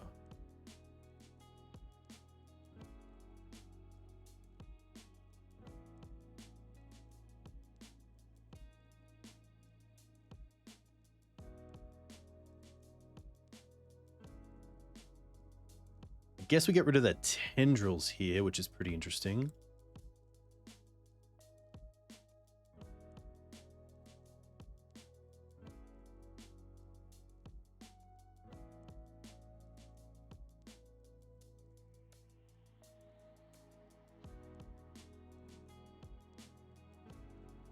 I think it's going to be the white here.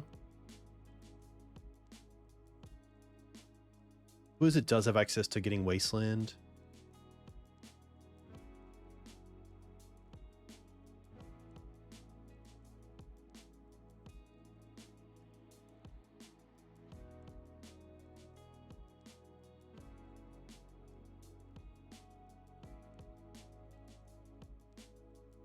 Okay.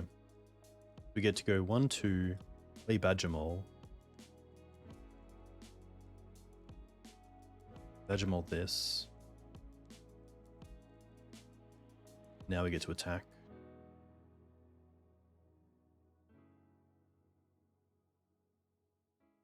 And then we do have like graveyard interaction at instant speed, which is kind of cool.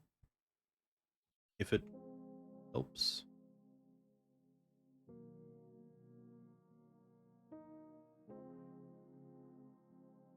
Get rid of this. Trigger this. We get it back. We target them. I think it is just the last Wasteland.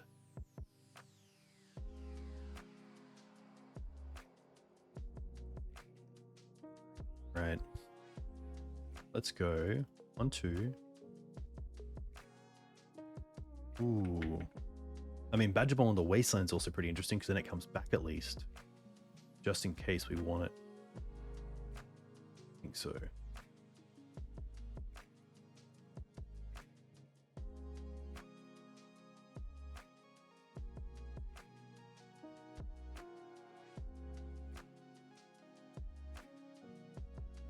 Take this out now.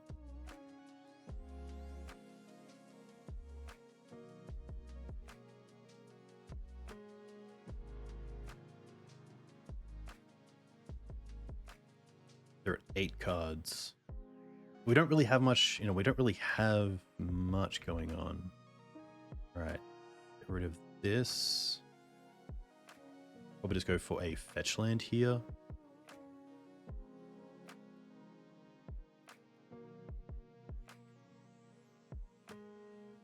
They go to discard. Echo. Ooh, huge hit. Do we actually have white mana? didn't even think about that. We have it in Talon Gates, but it has to be... That's tapped. Very interesting. Okay. That is pretty funny.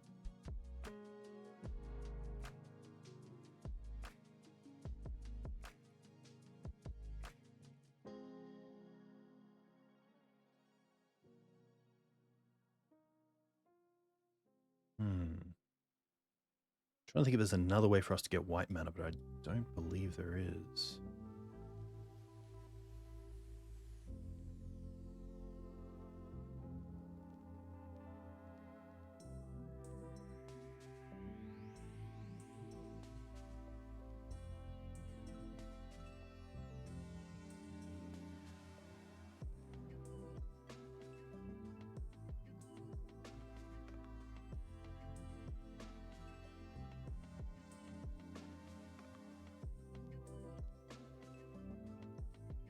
Teague Grandkid would be kind of cool.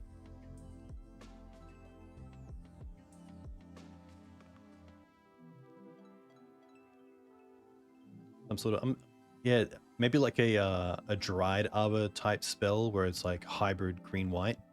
And then it is like a 1/1 Kithkin.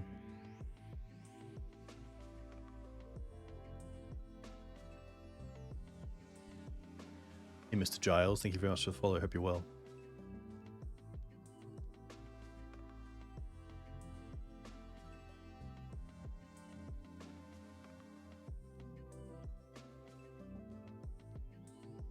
Yeah, I wonder if it would have like a level up style ability, and as you level it up, it cuts more spells out of being able to be cast. Like if it comes down as a 1/1 and says like spells over 10 can't be cast, and then like if you level it up to 2, it's like spells over 7 can't be cast, and then like level 3 is like spells over 6 or with an X. It has to be worse than Teague at 2. But that's also a lot of text to put on a card.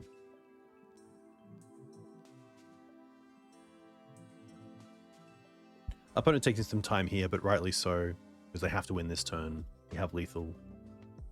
They have 8 cards. They have an Echo, potentially. Chalice on a body would be kind of cool. Figure of Destiny, but a hate bear, correct.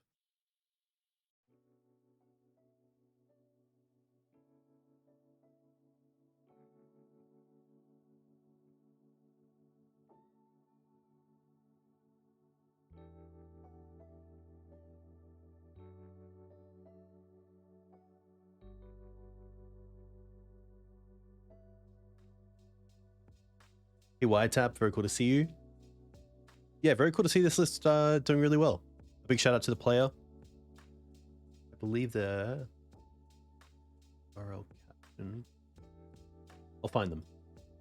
But yeah, very cool to see this sort of list doing well.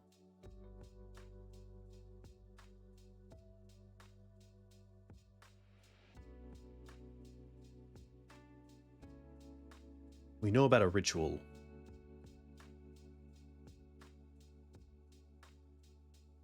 That is it.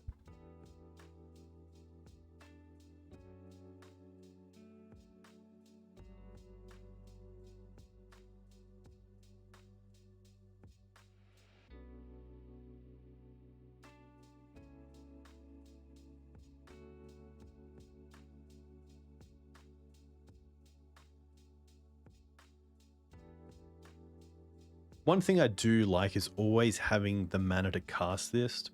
So say a Savannah, because I would say for most of the decks you're bringing in against don't have access to Wasteland, so having the Savannah isn't that bad. I know I've played, say, like a bug style Maverick deck before with Leovold. Some players didn't play with the blue and played with Choke, because they didn't play like a Tropical Island. I always like making sure you can cast your spells from your mana, which makes a lot of sense. But at the same time, I can see the appeal of, you know, Teague is a Green Suns target, so you can always just fund it off Green Suns, but then if you draw it, you do want to have a way to actually cast it.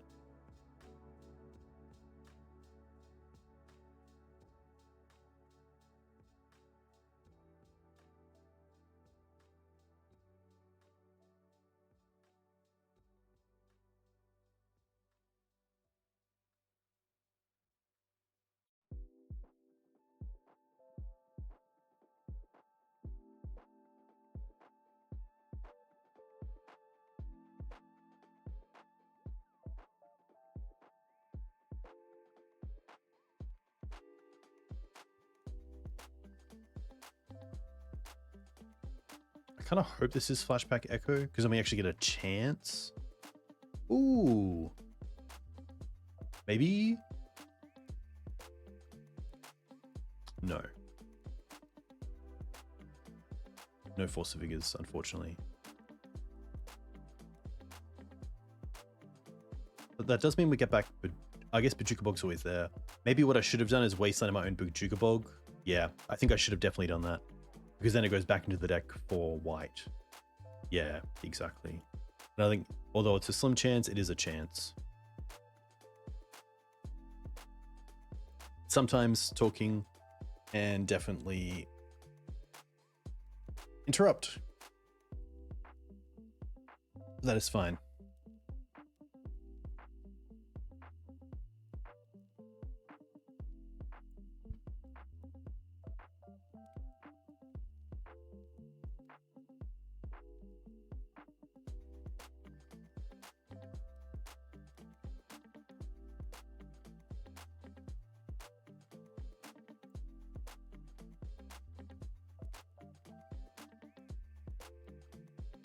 Wow.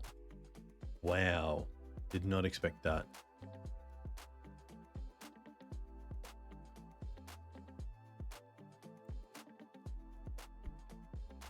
Like, are ley lines where we want to be in this matchup?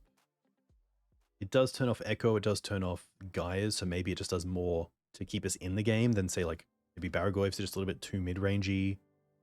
Like, maybe don't play both Safekeepers. Yeah, maybe we do want the Bowmasters that we saw Echo. That's a great point. Like, maybe the Safekeeper. Badgermole is fine, but I don't mind something like this.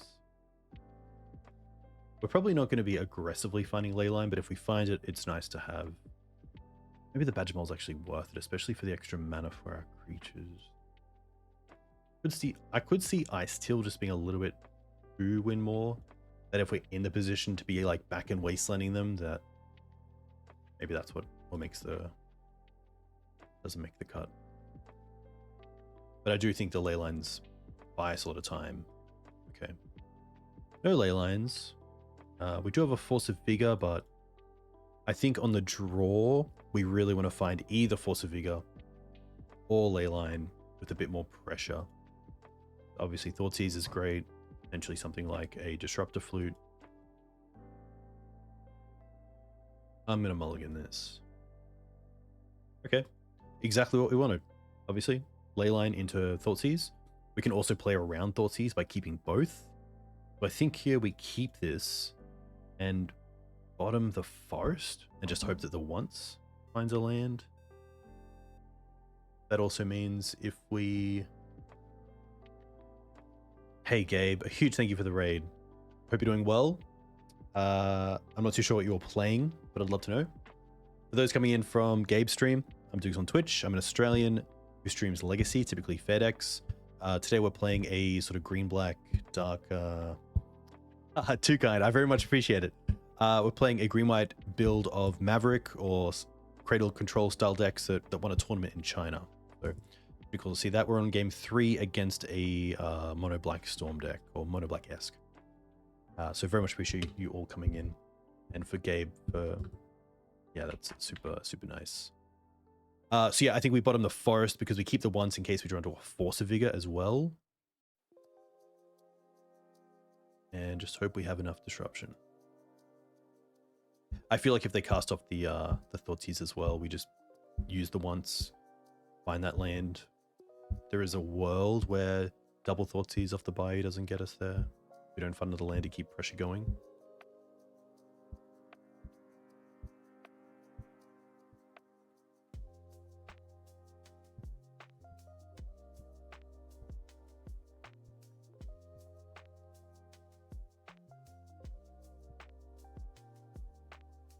But having a pretty hard think. They did keep the 7, so potentially they did have a graveyard line, and now they're kind of reevaluating how they want to go about the turn 1, turn 2. We obviously have a nice start in turn 1 Thoughtseize. Buy some time. If they try to bounce the ley line, then obviously we have the Bowmasters if they go for a Echoes of Eons line.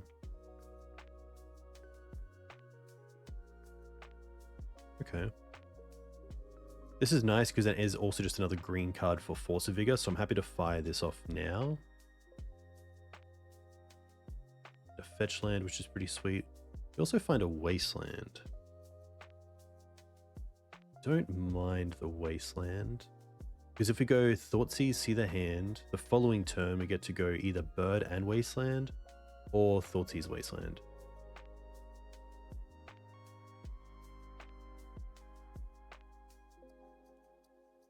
They could also have like a Wear, like Wear Tear. Okay. There's the Boomerang Basics. Interesting. There is the Beseech. So what do I care about here?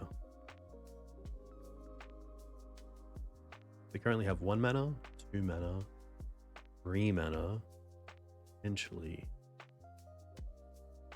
They find a ritual off the top. Obviously, that kind of is pretty tough. So I think we just take the Beseech. And then we do have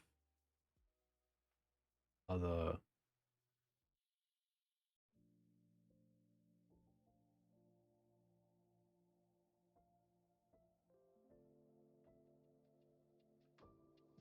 Definitely tricky. Where this is going.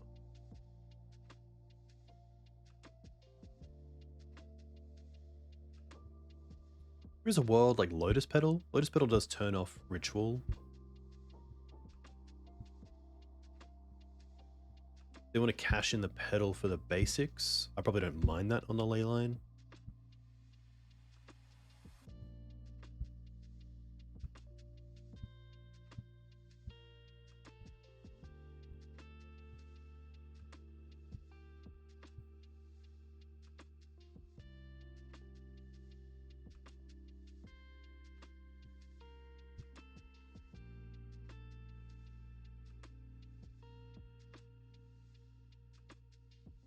Right.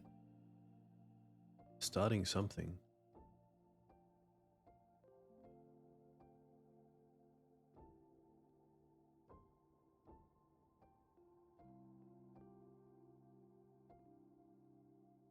Does this give away what they drew?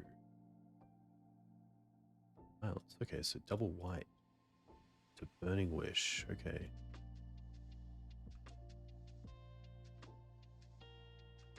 I wonder if it's just getting an echo. Maybe they drew into LED, like another Beseech.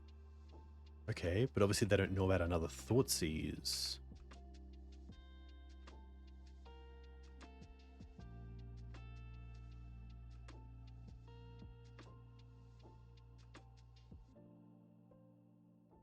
There's the ritual, yeah. Let's take the Beseech. I think we actually play the Wasteland, but hold it. I feel like we want to be able to just cast the Bowmasters next turn, no matter what.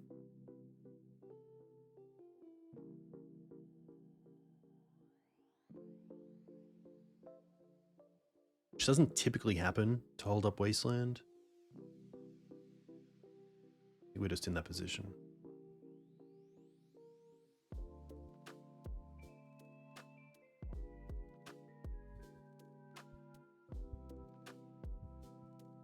And obviously if they go to bounce the ley line and then next turn potentially go for echo, we then have the Bowmasters open.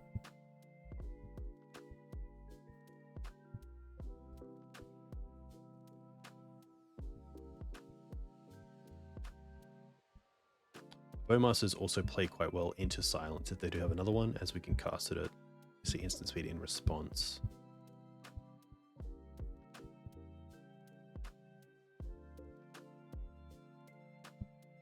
But hey, all of those from Gabe's that have stayed along are very much appreciated. If you enjoy Legacy content, if you enjoy the sort of fairer side of the format, definitely consider hitting that follow button. You can also find me on YouTube at youtube.com/DukesOnTwitch. I typically stream this time going forward, hopefully most weeks, being Sunday night for me. Oh, they're playing the Petal. Okay, that's fine. 2 cards. Ritual and Sewers.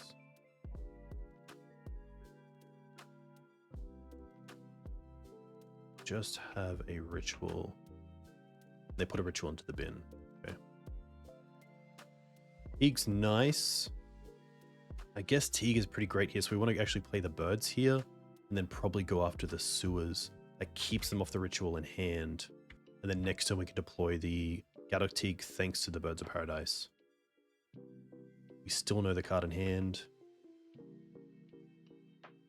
Play the Teague.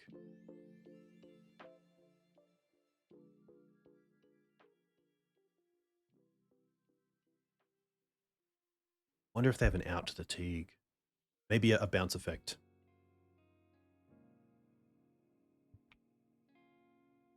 Then I honestly think next, actually end of turn, we just go for Dryad Arbor. Yeah, not playing around Mana Tithe. I just like to risk it, you know. Let's go for Dryad and let's start those beats. This does mean we can't recast the Leyline, but I think that's okay.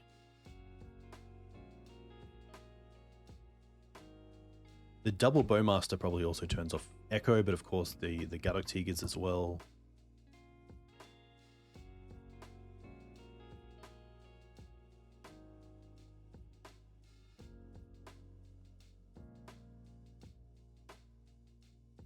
End step. Get a Bowmaster into play.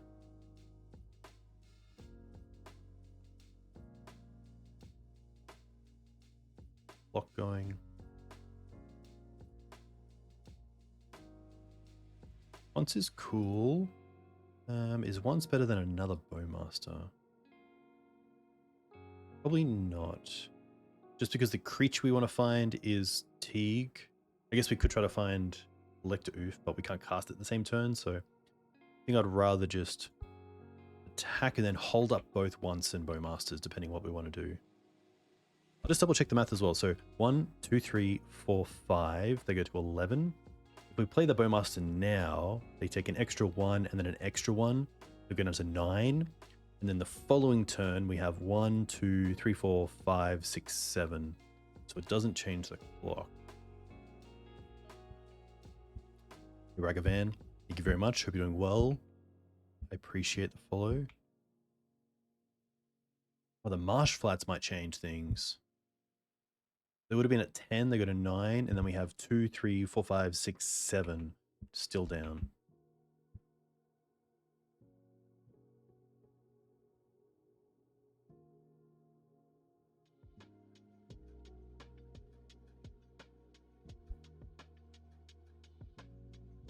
Second Bowmaster. Yeah, I believe 1 off.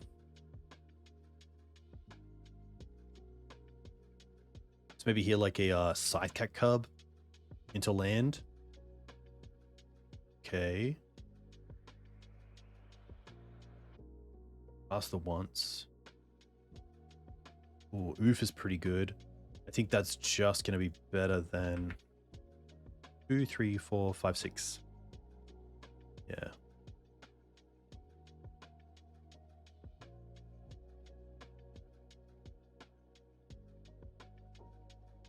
Could have also cast that second main to see if they have any removal, get the damage in at least.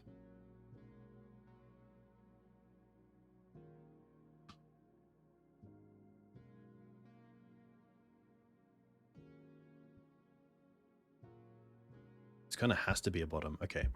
LED to the bottom. Good. They have 1 draw. It'd have to be an array of things. Play the Mox. Play the Mox. Have to keep only 1. Nice.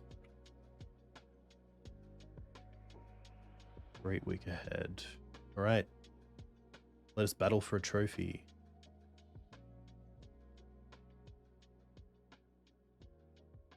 Yeah, they would have to have a double bounce hand. So we saw the boomerang basics. Beseech. So something like, yeah, double bounce and then try to go off. But even then, a tricky spot. pretty good league. So 2-1 green lands, 2-0 Doomsday, 2-1 Eldrazi, 2-1 mono black Beseech. Good mix of combo, creature decks, mid-range, which is really nice to see. Yeah, Legacy in the morning. Thankfully for you, it is 11:31 p.m. for me. So after this, I'll be definitely going to bed. I have work tomorrow, but I'll definitely be back. Yeah, always nice to either go for one or trophy. Obviously, always a nice outcome. But the deck's been doing a lot of work. I really like this deck, how low to the ground it is. That typically by turn 3, you have 2 or 3 creatures in play. Some of them disruptive. Some of them sort of must answer.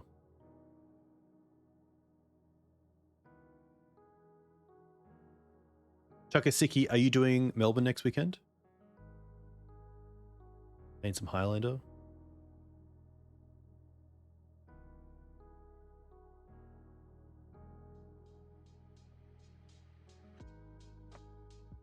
Should be cool. The coverage is also top notch. At least if you're not making it to 7-point Highlander, you are making it online. Possibly Adelaide RC, very cool. Those of you who don't know what 7-point is, 7-point stands for, or is short for, Australian 7-point Highlander, which is a singleton format where we have a points list, and obviously you can play up to 7 points. So you could play 7 1-mana points, you could play a 5-pointer and a 2-pointer, and it's pretty big here. There's a few like 100-player events, which is great. Up against Dan, no way.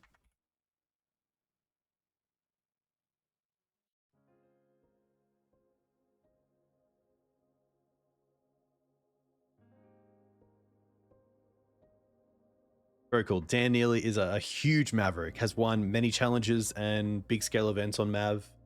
Really nice guy. Family man now, so I believe has a little bit less time for the Magic, but very cool to see him here. And here we have a pretty nice start of turn 1 Safekeeper, turn 2 White, so pretty happy to keep this. Having the Snuff Out for interaction is great as well.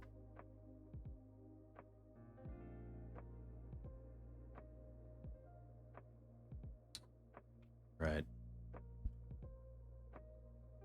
Let us start with the once. Probably wouldn't mind finding a wasteland. We don't.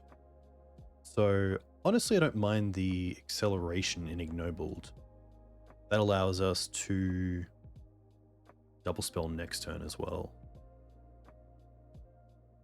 And honestly, if they're running a Swords to Plowshares deck, the Ignobled trading with swords is similar to playing Safekeeper turn 1 and then White turn 2. Does eat up that removal spell, which is nice.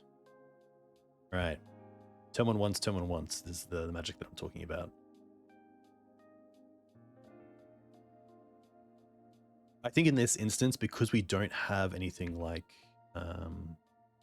Wasteland in our hands, we're not going to go after this noble with Snuff Out. I'd much rather go after some of the bigger creatures that they might have.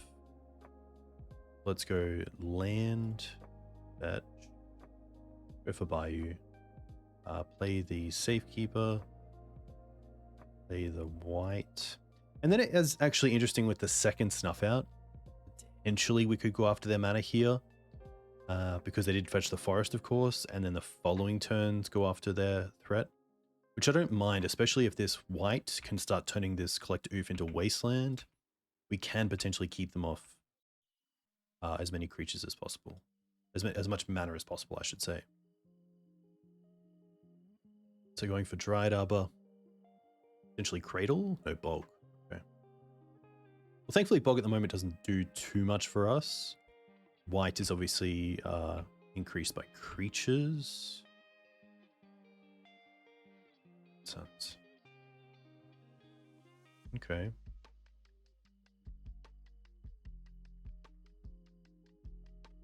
I wonder if Scythecat Cub might be what we want to go for here.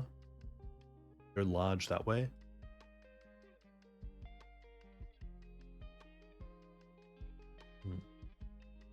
Could also just go double white of the Reliquary. Quick think.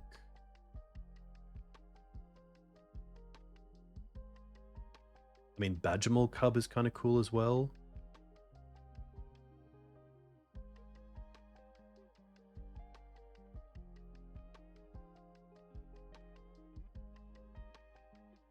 Yeah, I think we're definitely going after this with Snuff. I think like a Knight of the Reliquary would be pretty tricky.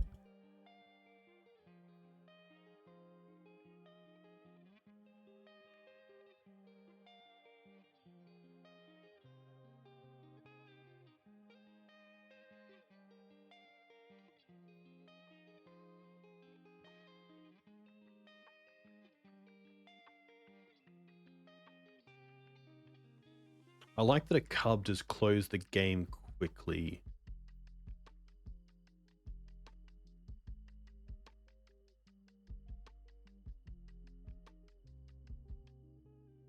Happy to attack with 3 with Exalted. And then I think because we are going after mana, we just want to keep going after their mana. So we'll go after this. And then go after the Bog on their turn.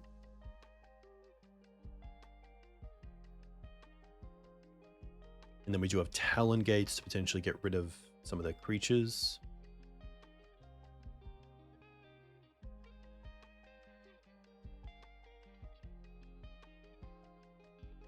Okay.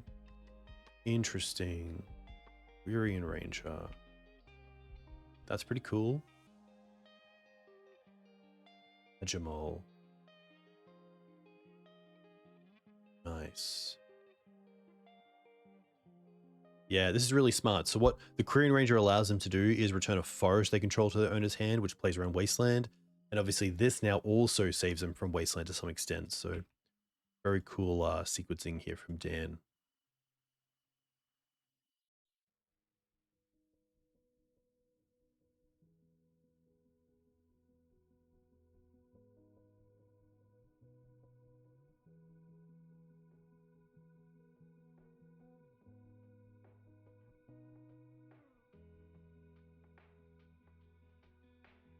Would have gone for Talon Gates there potentially.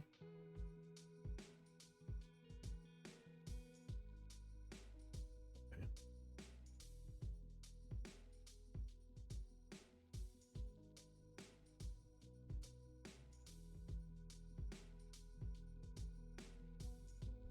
What do I want to get here? It might honestly just be a fetch land.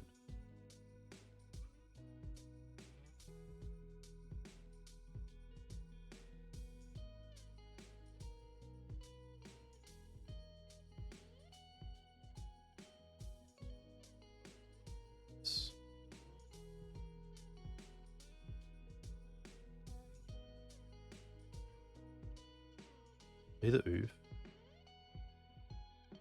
Then we get to attack with these two.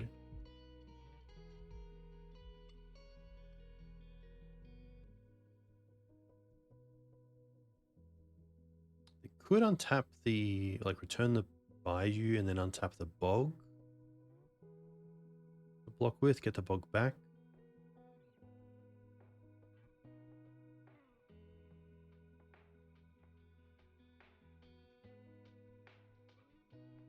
That would also make the white just a 2/2. It looks like they are going to do that.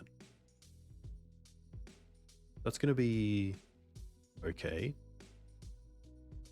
I just untaps it, of course. 1 damage.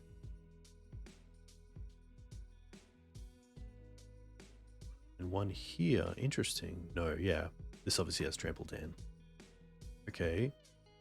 I will still fetch here because it will grow the Scythecat Cub. And I think we just go for the Dryad Arbor, as it also is something we can sack with the white.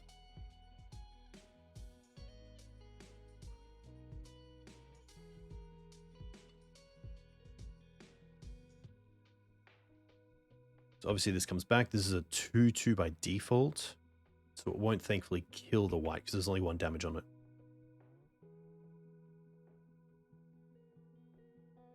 Okay. Now we just pass back.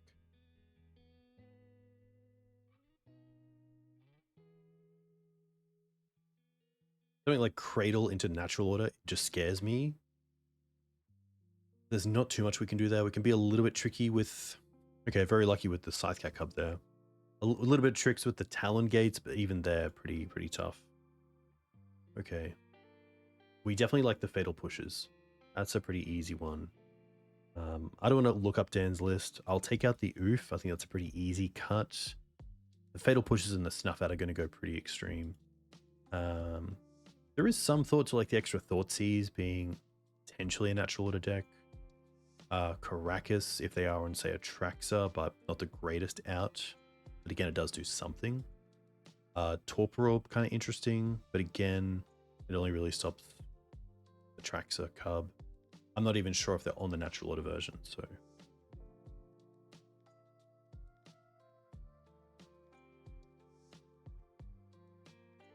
Do like the Safekeepers, because I assume they are on Snuff Out. The Barrowgoyfs are kind of cool. Bowmasters can pick off some of the small things like Quirion Ranger. I could see it just being the Hogaak. A little bit unfortunate, but they are bog deck, and they probably will bog us from time to time, even without thinking about Hogaak, so there's always that. Interesting hand. This is a turn 1 Ignoble, turn 2 Grist or Barrowgoyf. Doesn't have any removal, which is probably the big thing that I'm kind of concerned about. I guess it does have Grist, but not too much of a removal piece. Grist also a little bit trickier to keep around alive because of Badgermole allowing lands to attack the turn the Badgermole comes down. But I think it does enough. It has acceleration, has turn 2 Cub acceleration as well with the Windswept Heath. Dan's gone to 5, which isn't great for his side.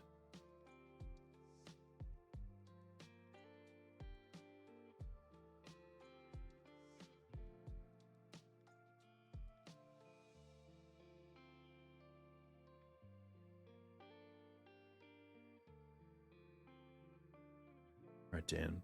Look, if anyone can win on 5, it's Dan. Let's be honest. So it should be a pretty great game. Green Suns. Okay. Still pretty happy just to run out the Ignobled. Obviously, the Green Suns scale as well from mana acceleration into actual disruption, into bigger threats. So pretty happy to hold the Green Suns for as long as possible.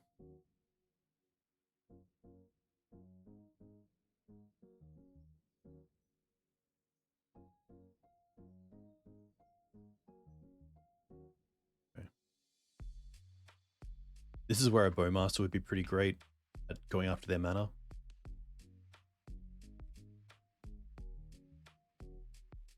Still, okay. I think here there are 2 cards, so I could try to keep them aggressively off natural order by going after one of their mana dorks. We would lose the Grist, however.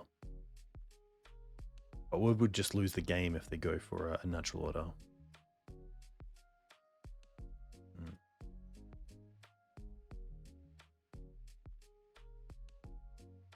We would 2 for 1 ourselves.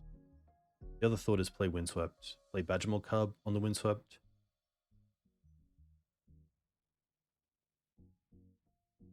I don't mind that.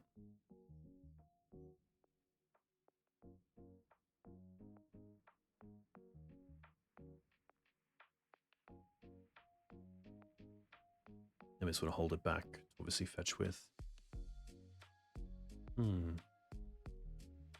There is also the thought here of just fetching for Dryad Arbor.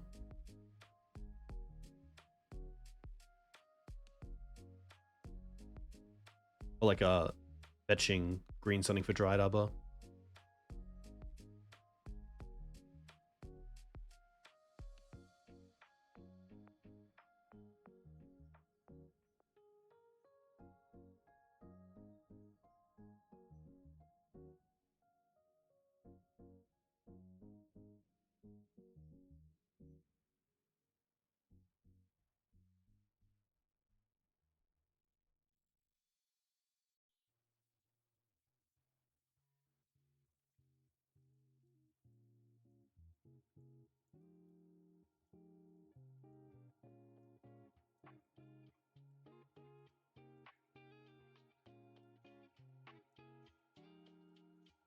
So a Grist line wouldn't have kept them off natural order.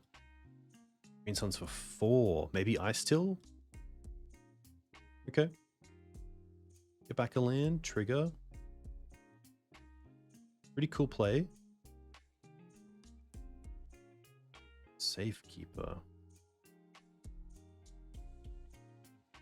I think I like our play of Grist tick down on Icetill.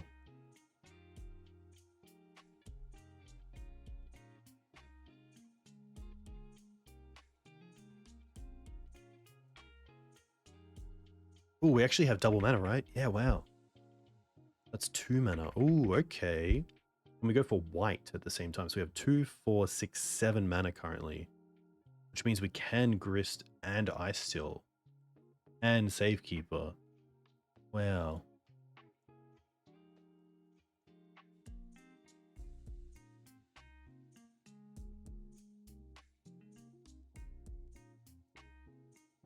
Oh, so we could even go...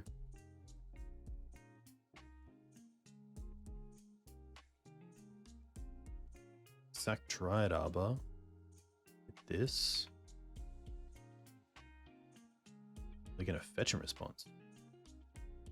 This, Dryad Arbor. Okay.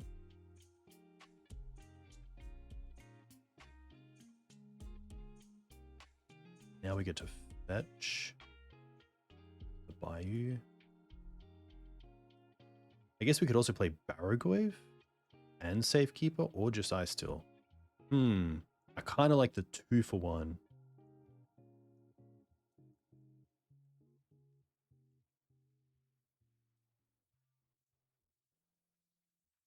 then we get to attack with the Badgermole for 3.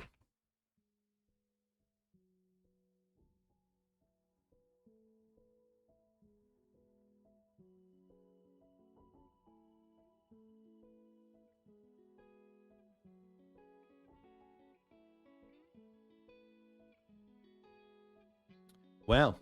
Well, we got it. Unfortunately for Dan there, just didn't really get, obviously, a 5 that they wanted. Potentially trying to mulligan towards a natural version if that's what they had, but very cool to finish with a trophy. Yeah, deck was sweet. Deck was pretty cool. I'm gonna quickly do a little screenshot. Little 61 card special. But yeah, very happy with that result. Honestly, can't really go wrong. Yeah, I feel like the whites were probably the strongest part of the deck. The Snuff Outs as well really allowed us just to make sure we were building out the board while also having access to removal. Sometimes it's a little bit tricky with a creature like with the creature deck like this, where you really have to build out your board, but you also have to respect opposing threats. So that can be a little bit tough. Thanks, Jacob. Very much appreciated. Hope you have a great week ahead. Hopefully the new house is going well. Yeah, very cool to get that. Go to deck tech. We didn't use Basing Say too much. We did use Talons and Wasteland, obviously. I kind of missed the 4th Wasteland, to be honest. As overkill as that sounds, but obviously we have ways to find it with white. We have ways to get it back with Icetill, so that's cool. The Thoughtseizes obviously just allowed us to play a little bit into the unfair decks. But generally, yeah, really cool to play. I think the only thing I would change, the only thing is potentially having a Savannah in the list, just so you have access to Galactic. I guess you'd have the Caracas, but well, and the Birds of Paradise and the Talon, but I think just so you can fetch for a green and sorry, a white coloring would be pretty sweet. That's gonna be me.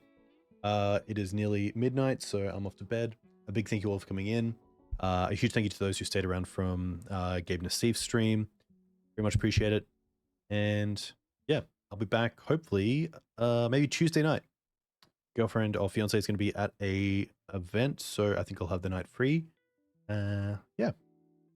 Well, gee, thanks again. I'll quickly see as well who else is streaming, so I can send you over their way and just pass on that love.